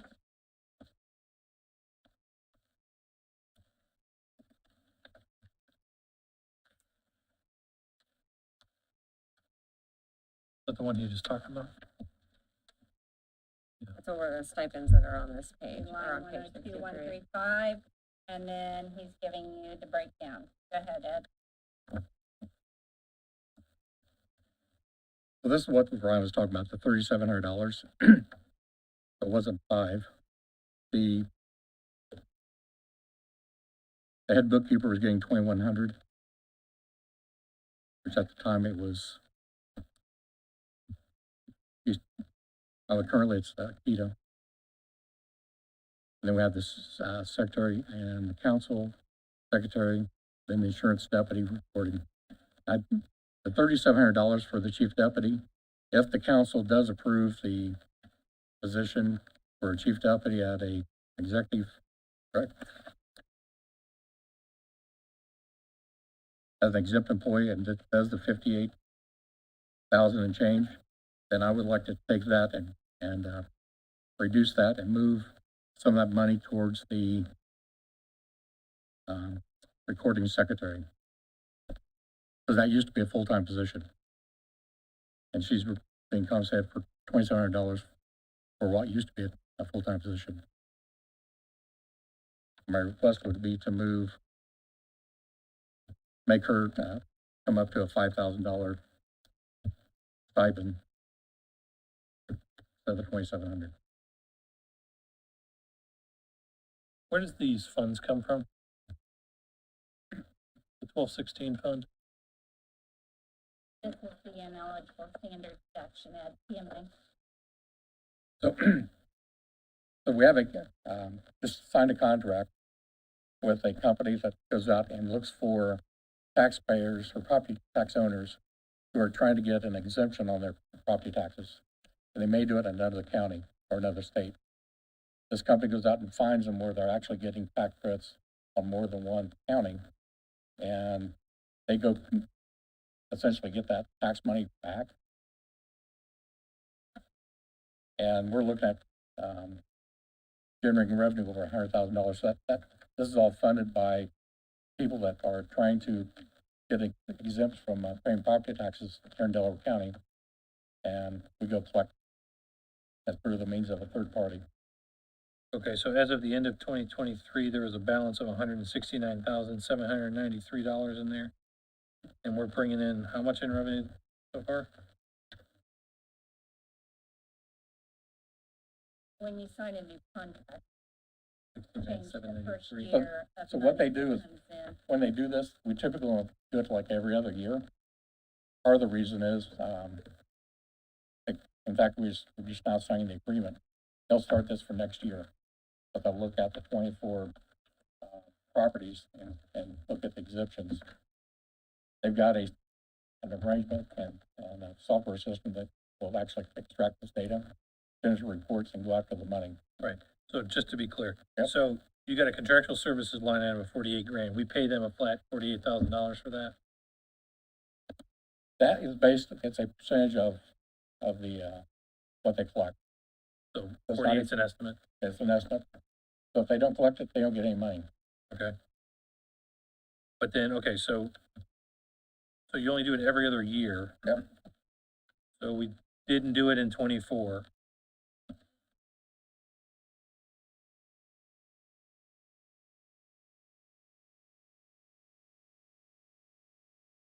it's kind of when it's still sitting on the system, black, and someone actually Sure, pays yeah, it. leftover or something. Right. But when this was first instituted, I believe it was probably 6 years ago. Maybe, Only 6 years old. well, maybe 8. It takes a year or two before the money gets flown through the system. I believe Steve signed a contract roughly 8 years ago, and about 6 years ago, we got our first money. I think it was over $39,000 the county received. So over time, people have caught on that they can't get away with it, so they stopped doing it. That's where you see our revenue projections on the revenue side actually decrease. So, okay, They're still self-funding. That's still correct. self-funding. Yep. You're budgeting $93,000 this year. Last year was only 39. I assume that's because you weren't gonna take in any money. Correct. Yeah, because that's the 48K or whatever you're paying them. And just to let you know, Keita got those figures. So Baker Tilly 2023 out of our contractual was 110,257. Hang on one second. 24 or 3? 2023 What was the number? 110,257. Okay. What was that cover, who was that specifically? 2023 Baker Tilly. Yeah.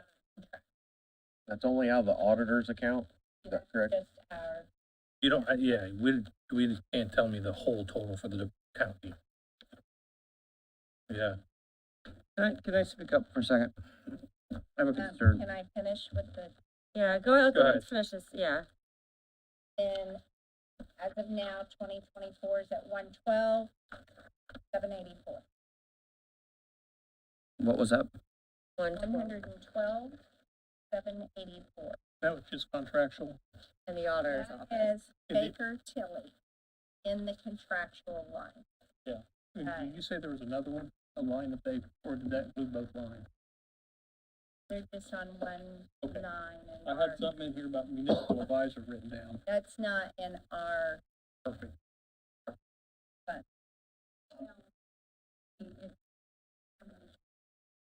that's fine.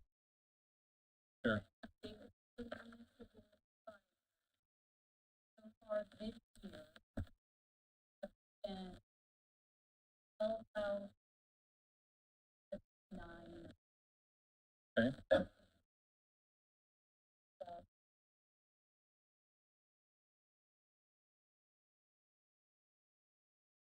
And then the other one?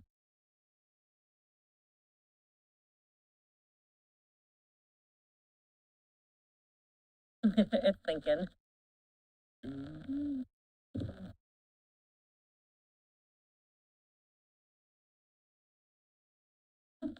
So, oh, yeah. Oh. We've been so far.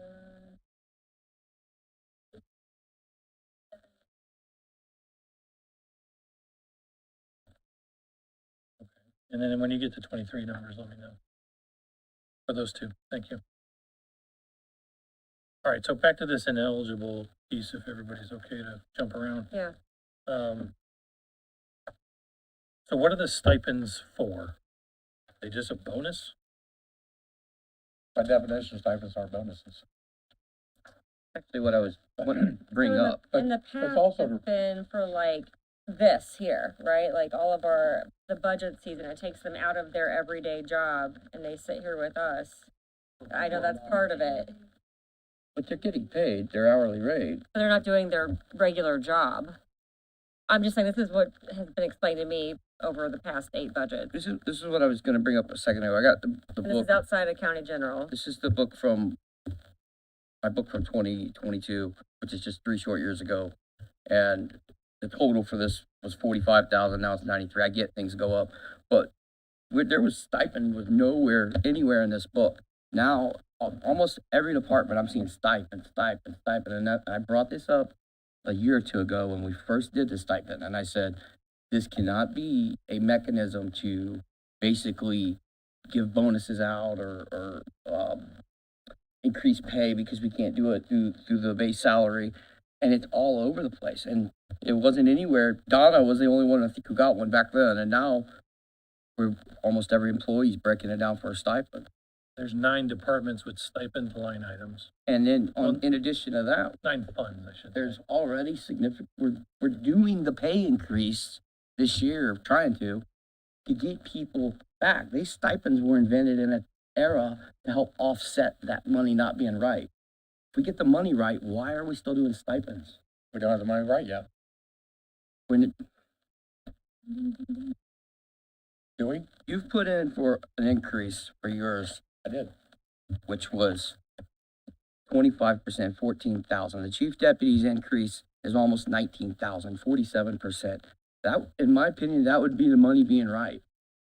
If we give it anywhere remotely close to Once these it's approved, then I would. salaries, it would, in my opinion, make these stipends non-existent. I think your statement's premature at this point. And the previous ones, pretty much all of the overtime and the part-time money was paid out of this ineligible standard deduction. For example, this one line item right here, we got 10,000 for part-time. I think it was just last month, we had to appropriate $30,000 for part-time in addition to the 10,000 that was appropriated last year. So we know that's not gonna be enough. Gonna need $40,000 probably next year for part-time. There's another 15,000 for overtime. Why wouldn't we use this ineligible standard deduction for things like that? Part-time, overtime, that will then free up the general fund budget to do things that we need to do it with. To me, that's what we should do with a fund like this. I believe if you look at that budget, we have been. Say again? But I don't believe we appropriated 30,000. Pretty sure we did, just last month. It was, a transfer. I'm No, it was almost positive we appropriation. appropriated it.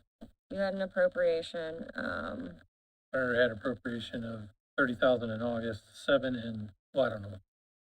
30,000. I'm just remembering where we took, alternate planning. Contractual services was the $30,000 appropriation. Which Ed was saying was being going to part-time. No. No. Contractual services, that was for more audits. Okay, let's go back and revisit this, because I tried to address this at the point, you guys did a circle game around me and talked around myself, and I went back and watched the video, and the thing that I was trying to say was absolutely correct. A question I asked was, does this 30,000 have anything to do with the employees that we hired for consulting based in Texas? Ed then responded, no, we can't do that, that's with part-time.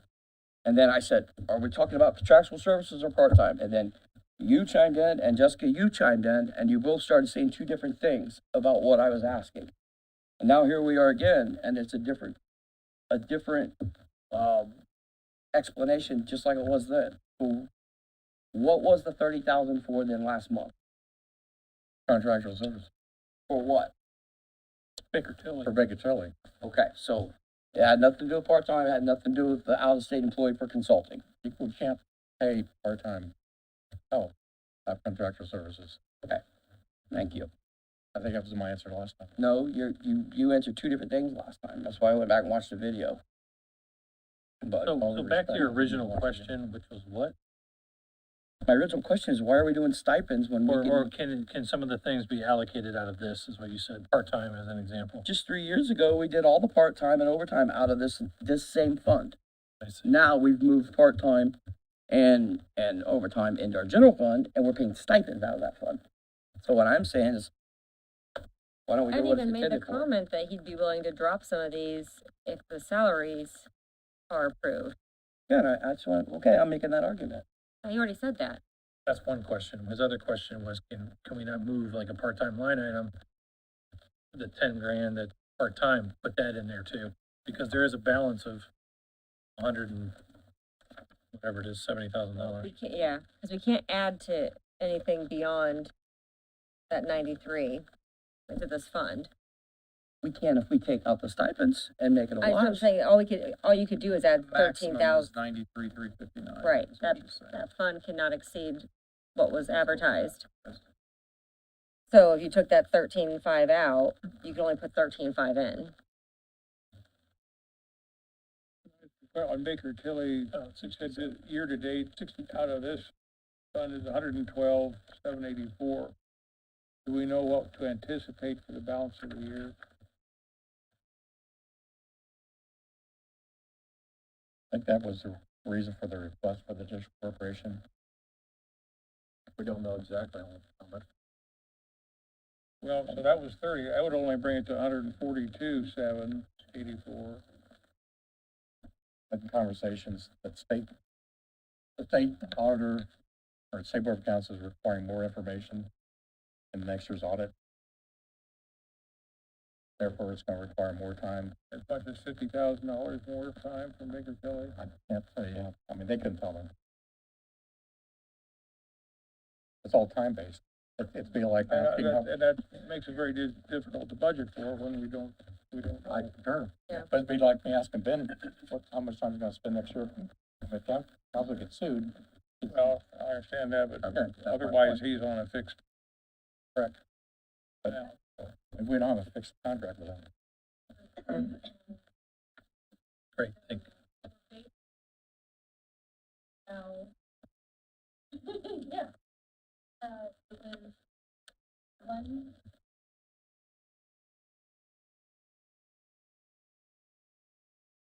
Okay.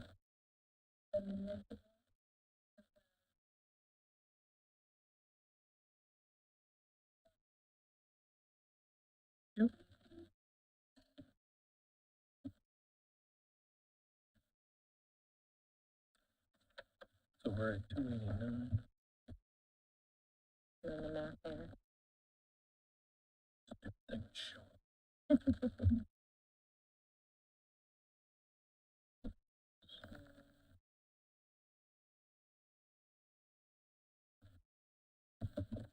We're on pace to spend about $350,000 a year roughly. Total as a county. I can't speak to the other department, I know, I'm just saying based on the numbers she gave. but some of those were one-time, jobs that they were doing. Yeah, But I mean, Ours is gonna be and an annual.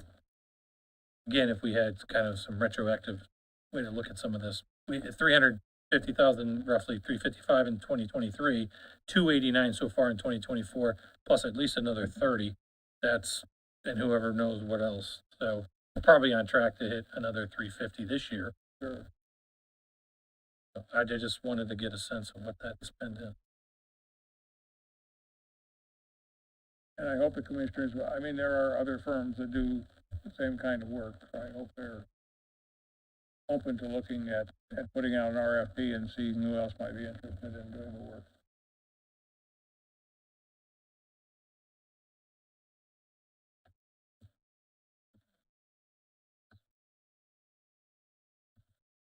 did you have anything else on?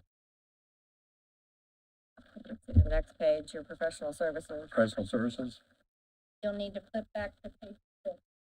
okay?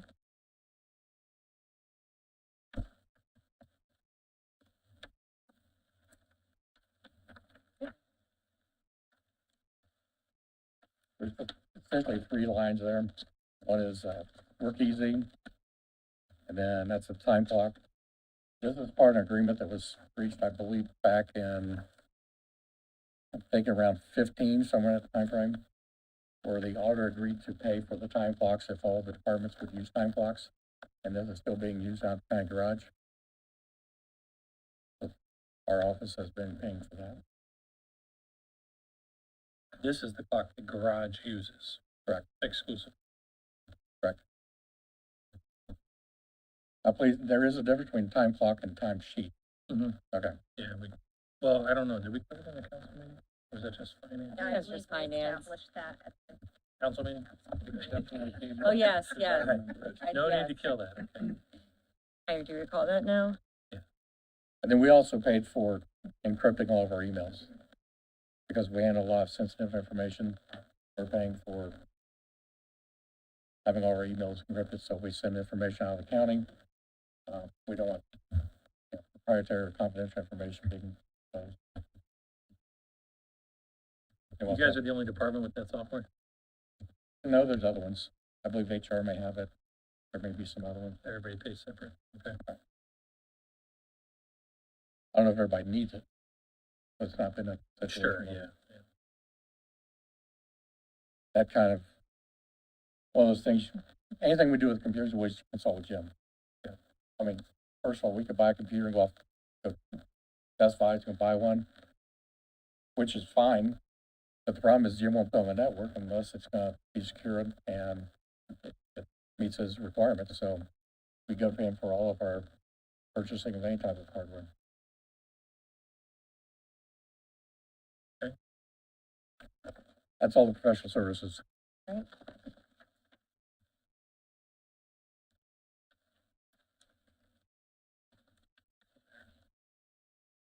Training fund. Training fund, Have to flip to page 64, our line of second line.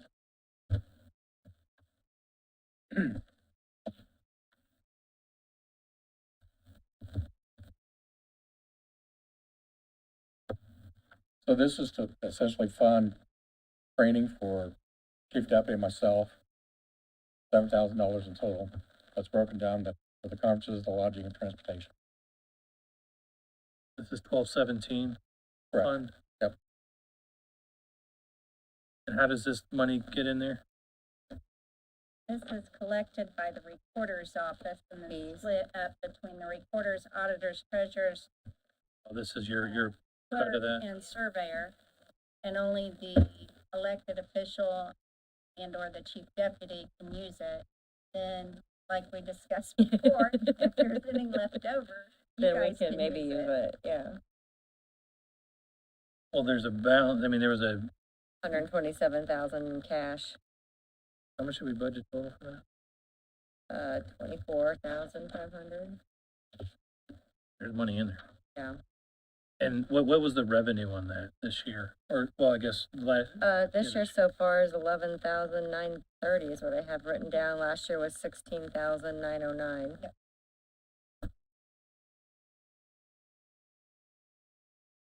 thank you. Gonna move on to schooling.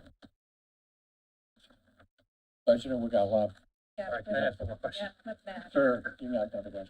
On that elected officials training fund, is that, an IC code fund? Is that, like, could we carve out a 5,000 for county council on a year-over-year basis? So so we went back and forth heard with the State Board of Accounts, and Jan was included in on some of that conversation. Because if you remember yesterday, Jan gave us a breakdown of like, Yeah, I definitely What? wrote that down. She Okay. actually sent us an email last night. yeah, so like for the elected official training fund, $1 from a deed and $1 from a mortgage goes towards this fund. And we never got like a super direct answer. It was just kind of like, maybe if there's some left over. And we're not sure what that Budget. means. Yeah, Budget for it, so does that just mean, oh, if we're lucky and the treasurer and auditor didn't use all theirs, then some of you can use it? Or we don't know if that can actually. If we can use it, why can't we into budget it? well, and then it's the whole, like the other departments, it says like the elected official and chief deputy, but we're all elected officials, so like we can send that email, I mean, if you wanna hold Or on, maybe even like at conference, you know, ask yeah, directly rather than through email, because when you email, you just get a stat back, you don't really get a whole lot of. conversation. Right. Yeah, she sent the email and they literally copy and pasted the I mean, we're statute that next, we and were maybe we looking can at. cover this then. Yeah, Okay. It was just, all right, it would be nice to make it clean, I would think, but schooling, Schooling, So,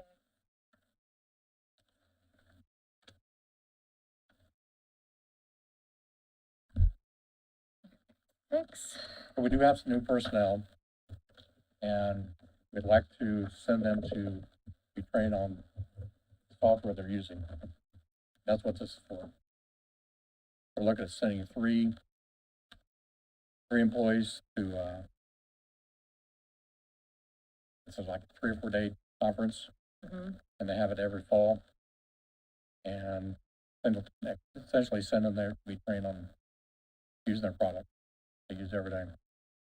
and keep in mind, this I don't is see broken down now between your different lines.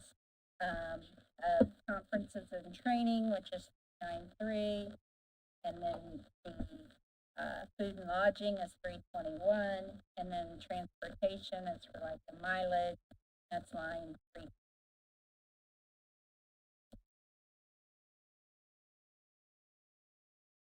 Ed, I'm gonna ask a question that's gonna cover the last two things that we just talked about.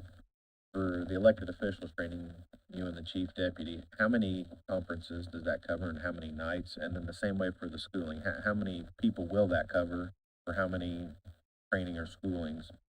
And for how many days? This one right here, I know, is 3 employees with 3 nights. Yeah. 3 night, 4 day type conference. And ours is 3 And we could, the invitation go to the council's, conference, the, commissioners conference. So if we've got the money, we'd like to attend those, because there's a lot of things that we're finding that would help us in our office. So essentially, Yeah. until we run out of time or money, whichever comes first. So at our statewide training that we all get invited to for county councils, you'll see that there's a lot of auditors' offices there. And in the past, Donna has attended with us up until recently. And there was a lot of good discussion this past year around that the auditors participated in. It was kind of a bummer that we didn't have anyone there to kind of soak in that knowledge. So I would be in support of them attending events like that. other than which one it is. Carmel, Yeah. South, and then downtown Indy. Yeah, because they had a whole block, like hour-long session where they had 2 auditors up on stage this year and were Views. Yes, they kind of did. So, but just hearing about their relationship with council and like the kind of documentation and metrics and reports they provide, and it was, like I said before, it was probably one of the better statewide council meetings I'd been to, and Matt's only been to a couple, but I think you got a lot out of this one too. I mean, to answer the question specifically, like the fall conference, I want to say that's 4 days, 3 nights. The one we mentioned, the hang up day, 2 nights. And then there's another one in October. I covered Glory last year, and it was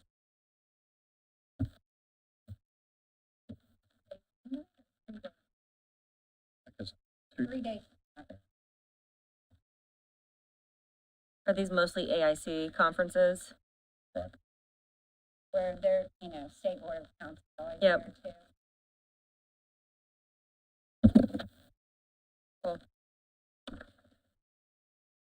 All right, so that covers schooling.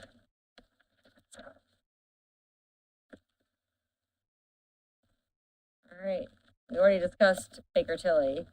Yep. So new employee. So this person would essentially be a grant writer, compliance, and also be compliance for the audits. Essentially for the last, most of this year. Last evening, I think we were here till 8:30 before we finally shut down. That's a pretty common week for Tanya and myself. Essentially, we're doing that task right now, gathering all the audit requests, all the information they request, because there's no one there to do it during the day. So we're requesting to have a new employee essentially handle that function, that responsibility to make sure that all those requests from the auditing company is provided to them so they can provide the report. Because if it's not provided in a timely fashion, it's not completed, then it affects our bond rating. So our bond rating would decrease, which would cost a higher interest rate. So eventually the council would pay it on the back end versus the front end. So explain to me again how the process works. Process? So, yeah, like our grant writing process, how does it typically work today?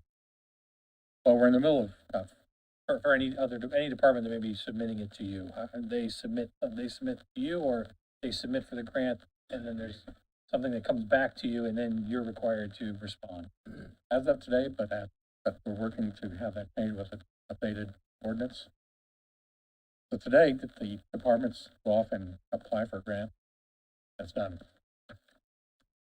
In several cases, they've actually, we're not got what's called a UEI number, which is like a federal ID number, separate from what the county is, which makes it very difficult to track these things, especially when we're non-compliant.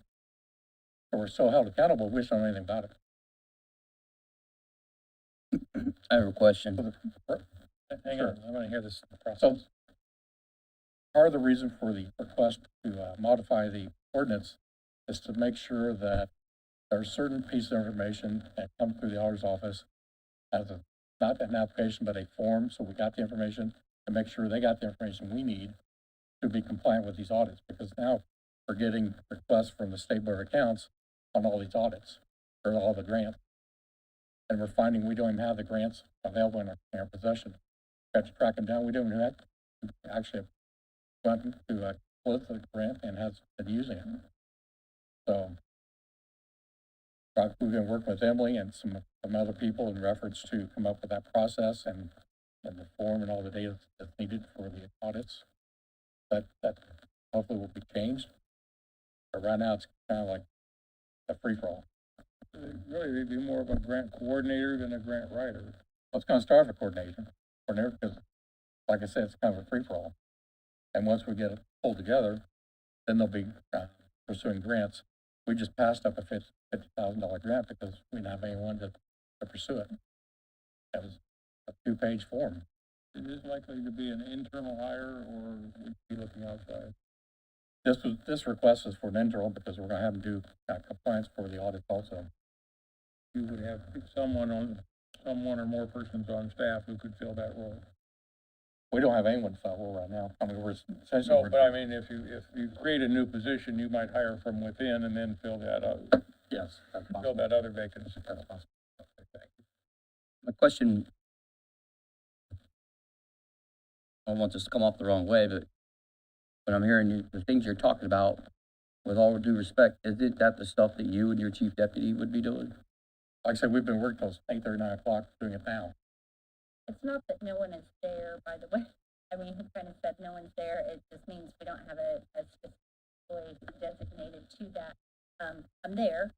However, you know, if I'm tied up all day long with my chief deputy job, as well as, helping budget, helping train these girls on that, you know, it takes up my day. Let's just put it that way.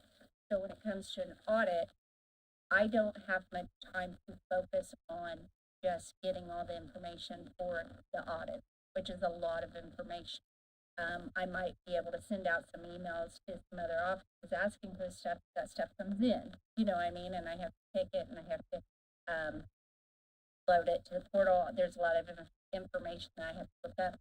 So I stay after in order to get that done in a timely manner for the audit company. And in fact, they said that we're doing very good on time, so, but it's because I stay after and I do that. So, and I appreciate the explanation. So traditionally, like when I met with Mr. Craycraft, former auditor, he told me that, you know, traditionally, the chief deputy manages the day-to-day, manages everybody. That's why I asked the question. You know, I'd Google, you know, what's a county auditor responsibilities in Indiana? It says an auditor, the authorized personnel that reviews and verifies the accuracy of financial records, ensures that everything is complied with tax norms. Primary objectives: protect from fraud, highlight discrepancies in accounting methods, among other things. Now, that doesn't include grants, but again, I go back to what is it? I mean, But it does it's in the name auditor. Is that not what It you does should be include, doing? it does include grants from the standpoint that essentially any contract that is signed by or done by the county comes to our office. And a grant is a contract. It's followed typically with money, which again goes to our office. So just to reiterate what you had said, you're talking about a coordinator position who would, in the beginning at a minimum, would be really just trying to get a handle on collection of all the grants, make sure we have information on everything, it's all lined up, and then eventually do writing of grants. Would those writing of grants be for everybody? We'd support, the answer is yes, we'd support them if they, a lot of the information that, when writing a grant, would have to come directly from that department, depending on what type of grant it would be.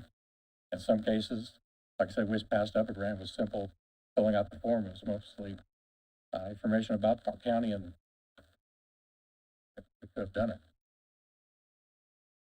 I mean, that's $50,000. I was told years ago, I don't know how many years ago, but I guess the auditors did have a grant person in the audit when that got cut out. I just Probably know. 08 when everything else got cut. I don't really know. I don't have any idea. I don't know how many years ago, but I mean, if you look at it big picture, $50,000, that's more than our 911 deputies make and all, it's more than a lot of people make. It's more than elected So officials here's make. my goal for the grant writing portion of that. I know it's expensive. They requested a grant writer last year, but we A lot denied it. of these grants allow you to pay the employee or the consultant to, not only write the grant, but, manage the grant. My goal is to write enough grants to actually pay for that particular person. The question is, do you want to invest in, I look at it as like a salesperson, you invest in a higher salesperson, go out and solicit sales, and as the sales increase, that person pays for itself. Then the question becomes, how many salespeople can you hire?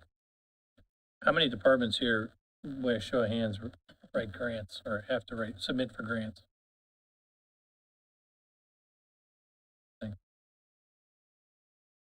I mean, a lot of those, Like a lot of public the funds we have safety. are grants from the state typically, or feds, or sometimes local. Yeah, I agree with you on that. All right, I think we could think about fitting that into our salary study. I don't know, 50 might not be the right number. I agree with you. Yeah, I mean, the question I'm asking is, Tanya explained you're busy all day long, and again, I don't wanna come off as, I mean, I get paid to ask the uncomfortable questions. What you're describing to me sounds like what you're doing, what your job's supposed to be. So if you're saying we need somebody else, I think it's I fair. don't need help to I have do no it. expertise in grants. you don't, who did it Don't in the write grants. past? Huh? Like, if we didn't have that, I think who would manage audit compliance? Audit compliance is different than It grants. says it right here, audit compliance, new employee, audit Yeah, I compliance. think he's, and I mean, it's fair. You're talking about the role.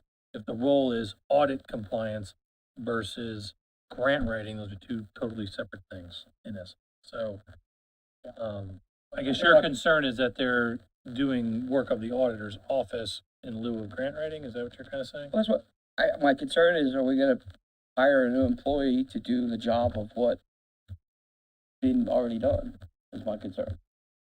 To be My frank. point is that I'm not sure if she'll continue to work till 8:30 and the job won't get done, which will cost us more money because her funding go down. You saw it out. 24 You asked to be elected to that position. and 20, It'll affect your pocketbook because you're paid. Well, I didn't run for auditor. okay, Through taxes, all right. you pay for it. I'm So the saying county that would auditor fit into last it, you do year, it. Ryan, actually asked for a grant administrator, was the title of that name, which Bill brought up just a minute ago. And at that time, you requested 37,500 for that role, so, I don't know if 50 is enough. yeah. I mean, I know. For an actual grant writer, probably not, but, If you go online, most of them, in fact, I believe Henry County had one that's 85,000. mhm. Just listen to what we're saying. We're talking about employees not getting paid, the county's shrinking in population, and we're just adding employees, growing government, Well, growing this government. is one of those exceptions, Population's going Ryan. down, but our government's getting bigger. We talked about this for a lot of time. I think we spent a ton of time, and Matt was kind of helping spearhead some of this conversation last year, was by getting grants, that does free up money in county general, right? Like, that does free up or provide opportunities for different folks in public safety, like, the boards we got, the message boards we got, for EMA, right? Like, that came from a grant. We get things to help make services better for our community through these grants. Two points on there. One, this position should pay for itself. obviously, so Should actually. it's more not, than pay for itself. I don't necessarily view it as growing. I do think I gotta be honest, I'm just hesitant to Ryan's point about where it sits and who it's sitting for and how much time is gonna be spent here over there, because it is gonna pay for itself. It's gotta be dedicated to bringing in more grants than it already done. And we also have some other allocations at the commissioner level for economic development that are grants. We have, I mean, the courts spend a ton of time, obviously, with grants and CASA and other things. So how much of that time could offset some of that work for those department folks? Also, I mean, to me, there's a lot of other questions associated with how it would be managed as much as anything else. That's my only hesitation. It should pay for itself, and if it didn't, we failed, and it would be a complete, it would be a complete failure that we took this jump to do it. But, so, to your point, I'm in support of that. I think it should pay for itself without question, 100%, not even. But that's not what you've described. That there is a component where you're helping the auditor's office. That person's helping the auditor's office maintain and audit grants, and maybe that's part of a grant administrator overall. I don't know, but that's something to discuss. Part of my concern is coming to you with 2 requests for 2 new positions, and one for compliance and one for the grant. Could be such a thing as start out with, helping him and then move later. That's what I was gonna say. I mean, I was kind of having the same thought. If we do something like this now, you could actually get someone hired in, and that's the stipulation, that they need to be able to fund themselves. We create another fund where their money's coming in, or, so they're literally paying their own salary by doing their job. I mean, I don't know. Yeah, I like don't know how all that ideally would works. be to We get brought a up- grant to secure the grant writer. And then Well, their maybe, job a lot of grants depends you on can- continuing. yeah, you can pay yourself out of Grants. some of the grants, so that would essentially fund, but yeah.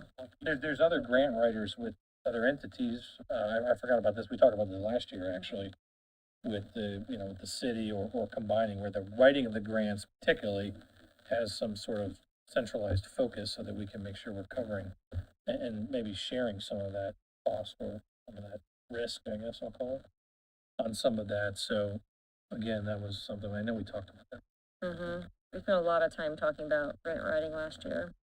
Well, anyway, he's laid it on the table, Yep. so we don't have to Okay, talk about it more later. all right. The next item is, just goes to what you said, Bill. We increased the budget on Baker Tilly because of state requirements. What we were told is gonna come down the pipe for next year. And they couldn't give us a hard number. They just knew there was a long list of additional documents we're gonna have to provide. And part of it's going into areas of grant. What are we talking about here? Contractual The services. contractual service bill, this Baker Tilly, same thing, just below the same page. Brent Ryder, We're on the right same. there. See where it Where says does that 70 represented in the budget? That just increased to 223,000, Oh, under contract. yeah. Yeah, it's already in there. And we did go to a 1-day conference or seminar where they spoke of GAP and how the GAP requests or GAP auditing has increased even more so with the information and the requesting or needing. So like that was an increase of 83,000, but I think Bill's questioning if we need to do quite that much, since we just did that 30, which would put us like 170. I don't know, is 200 is that a realistic number? So, I mean, we just went through those different reports and they I'm were, sorry, what are you asking? I'm sorry. I'm just all over on contractual 6311 services. Bill also. had a question if, Oh, of the 223 223. to 200. And of the totals, that's as a group. So he spent 110 in 2023 and we're already and at 112 in 2024, plus 30, so, right, so that's 140. But there's other contracts in there too, but Bill was just questioning if Again, we asked the question. I would take the risk of leaving it at that. you would or you wouldn't. I would. But I think, to Bill's point, So we can keep that in mind. 300, All right. very dependent. Yeah, Not, and I'm not even saying that for Ed's, because there is the audit piece, which is separate than I think some of the other work. all right, well, let's knock out ours and then we can break for lunch. Yeah. Thank you. Thanks, All Ed. right, page 32. You don't need to cut this now, but what I put in for the salary adjustments, it looks like for the most part, people put in decent amount, so just keep that in mind. That's money that can help reduce that, but we need to Just cut. throw that in there to protect the overall. Well, cause we number. really weren't sure what we were doing at the time that I had to get stuff in. And so That was smart. there was thought process of like what number, cause everyone we provided, well, we didn't, but you guys were provided with the numbers of like the leveling and the midpoint and the high point, all this stuff. And we didn't know what we could do cause we don't know what our numbers are. And I just, Bill and Matt and I had sat down, over at Wagner and, kind of were just tallying, just even like the leveling, and you figure in FICA and perf, so I just put a flat million in there just for cushion, knowing that that would probably happen, so just keep that in mind, That's figured into the overall number that you're. that we're trying to reduce. cut, yeah, So that's yeah, good. so there's that. The stipend, I know you hate that word, Ryan, but that's the. I know what that is. The president. That's the Mhm. president pay. That one's the one stipend that's always been there. Yeah, so you approve of that one, Yes. thanks. I think it's the same thing on the commissioners too, like we're all clumped in one group. I did not ask for a raise for us. Sorry, guys. Longevity, we're covering employees there. Office supplies and other supplies, I just threw 50 in sorry. each. Longevity. Tell me again, what is that, what does that cover? Employee longevity, for the folks who are getting paid longevity in county general. Can I throw something out there? Yeah, For this, once we get to the salaries and moving all these employees up, can we negotiate some of this? So I mean, there can't be that many that have it. And from my position, it's very simple. We can significantly increase your salary if we get to that point. And all you have to do is agree to give up the longevity. If you don't want to agree to give up the longevity, your salary won't be as increased that much. Like, that's $270,000. conversation we can have when we start getting to salary stuff, but We haven't spent any of it. it gets paid out in December. It's gonna be spent. Yeah. December's. I guess it's like an end of the year thing. Yeah. But that's a big chunk of money that could be freed up. This is what I was talking about earlier about help us help you. You know, So I suggested giving up longevity if they'd give us a tiered system for seniority. well, I think that's kind of what we. But I have people that have been here for 10 years and people that come in off the street and they make the same amount of pay as a person that's been tenured. Hey, people come in, I've been in my job almost I 20, know. and a new hire makes more than me Right. for So the that's, same job. so that's why I feel like if you guys are gonna give that up, then there should be a tiered, at least look at a tiered system. Yeah, and that's what we've talked about. I think we brought it up yesterday too, about just reminding like Fred has that, Tony Right. has that, the prosecutor's looking at that. When we can do it, like, we're okay at looking at doing that, but we can't So that's the only put thing, anything final in writing. that's the only thing that Yeah. separates them at I this I would point. argue that these stipends that are littered throughout this budget is a form of a tiered system. But the stipends I have are because we gave them additional work Yeah. on top of their job. That's the stipends I have. We added work to their job, just, that wasn't in their job description, so we gave them a stipend to do this additional thing. Why don't we we'll cover. Yeah, we'll go back cover to all that when we salaries. get to the numbers. Okay, so office supplies, other supplies, those are both 50. Little things like we had to buy like new name plates, or what was something else we had to get, Tanya? Just little stuff. Budget books, we pay for those. Out of equipment. Office supplies and other supplies were those type of things. Maybe that's kind of bulk. You know, the budget book. I would say $50. That's a pretty good deal. I'm gonna be on fire. Professional services, I went ahead and threw 35 in there. That was in the event that we decided to, which we haven't even, it's not even off the table yet, or I haven't even put it back on the agenda yet. If we were to try to do any kind of contract with WIS to maintain or do any updates to our job descriptions, right? Like that was a service they That have. was the professional services. That was That was, yes, professional services is That would have been for, the one, if we agreed into contract with them year after which year. we haven't got there yet. Right, but if we did, that's what that is? That's what that money was for. Okay. And they said like it was more like 16 for some counties, and it may be, I mean, if we don't need them, then it's 0, right? But I threw it in there, keep that in mind, that's what that is. The contractual services, that's been, is there anything else in contractual services, Tanya? I can't think of anything else. That's less than the current contract, isn't it? Is it? No? I don't know. I believe it was 16. I don't know what the other 14 was for. That's not me. Well, they're splitting, they probably had to be split out. Yeah, we had to split Yeah, things out, we yeah. split. So like went from 30, reached it. 61. We look at professional and contractual together. So maybe that's what that 35 is. 'Cause maybe I only thought 16 for that potential contract. Yeah. Yeah, so it's in there. So that's one of those examples where things got split out. Food and lodging, if we did any travel, transportation for gas, our legal publications as to the paper, conferences and training would be like our statewide, county council meeting.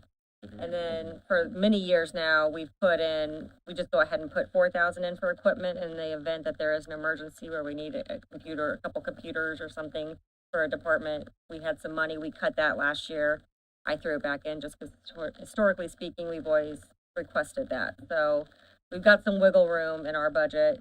I know we talked a little bit, and honestly, this year I don't know if you did, I didn't even put in for reimbursement No, in my training. I don't either. I've just eaten it all myself. And so like most of the council, we go to like the district-wide council meetings that are across the state, and we've been paying for those on our own and attending. Matter of fact, we all carpool together when we can. So, I mean, I'm up for whatever if we want to, we cut some of that last year. Something in there for recording all the meetings next year? That might be under contract, or maybe that's for professional. Don't the commissioners do that? We pay for our budget, and we pay for special meetings. At least that's what we've been paying for. Or the special, anything beyond our regular monthly meeting. Like been if we paying called for a it. special meeting or something? Like we had 2 of those this year, early on. I don't think we live streamed them anyway, did we? Some of it, if we can, we do. we did the one with the We did do HR. one. Yeah, It was- yeah. I believe it didn't go into effect until after. Anyway, But we've been doing it. I mean, once it became a law, council we've just agreed. been. I voted no, but the rest of council agreed. It's fine. So that's what we've got going on in there. So like I said, there's lots of wiggle room and some easy cuts right there. When we get to that point, something that if we want to move to lit on page 53, unless you guys have more questions for me on that one. Great, 53.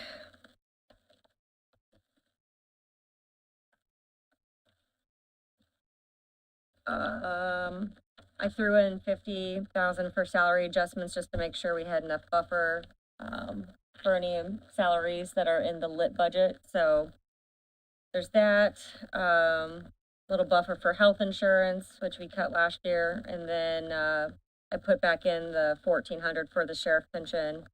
So, 1.4 million. sorry, 4 million. I'm hungry, guys. Tony had a heart attack. 1.4. Tony's 1,400. going, whoa. I get all the money. No, 1,400,000. And so that's an increase of 400,000, but I know our lit budget, if you go back to this sheet, we've got some cutting to do within lit to stay, in a reasonable place, so 1.3, but, what we did last year with the sheriff's pension is the sheriff took on some of that, cost and we took on some of that cost, so we may get to something similar there, but So to the lit conversation that happened earlier. Yeah.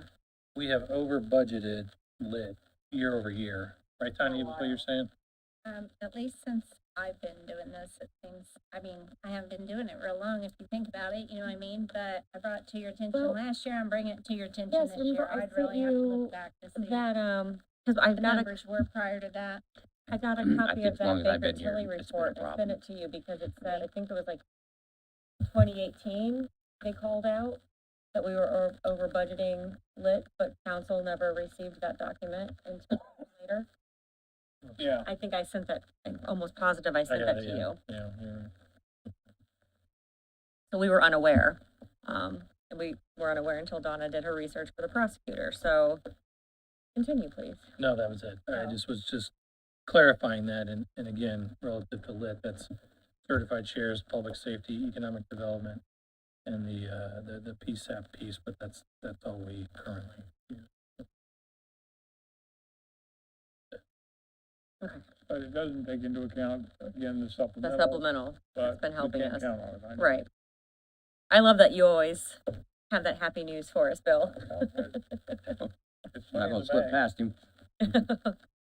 You had asked the question earlier about the training fund. Yeah, So I pulled the statute and I understand that they're not giving you a clear answer, but the statute says, among a lot of other things, is that if you, the fiscal body, determine that there's money in the fund, not in income, but in the fund that exceeds the amount necessary to pay for the expenses for the other offices that were mentioned earlier, the clerk and the recorder and so on, then you may use the money for training and related travel and lodging expenses for council members provided, and then one of the subsections is by the Association of Indiana Counties. So if that's what you're referencing, yeah. this seems to indicate that if you think there's money in the fund, then you can use it. All right. So it's basically, you don't put it in the, they wouldn't put it in the budget, but like there's $100,000 and some in there. So, and the budget is only, I don't even remember what it was.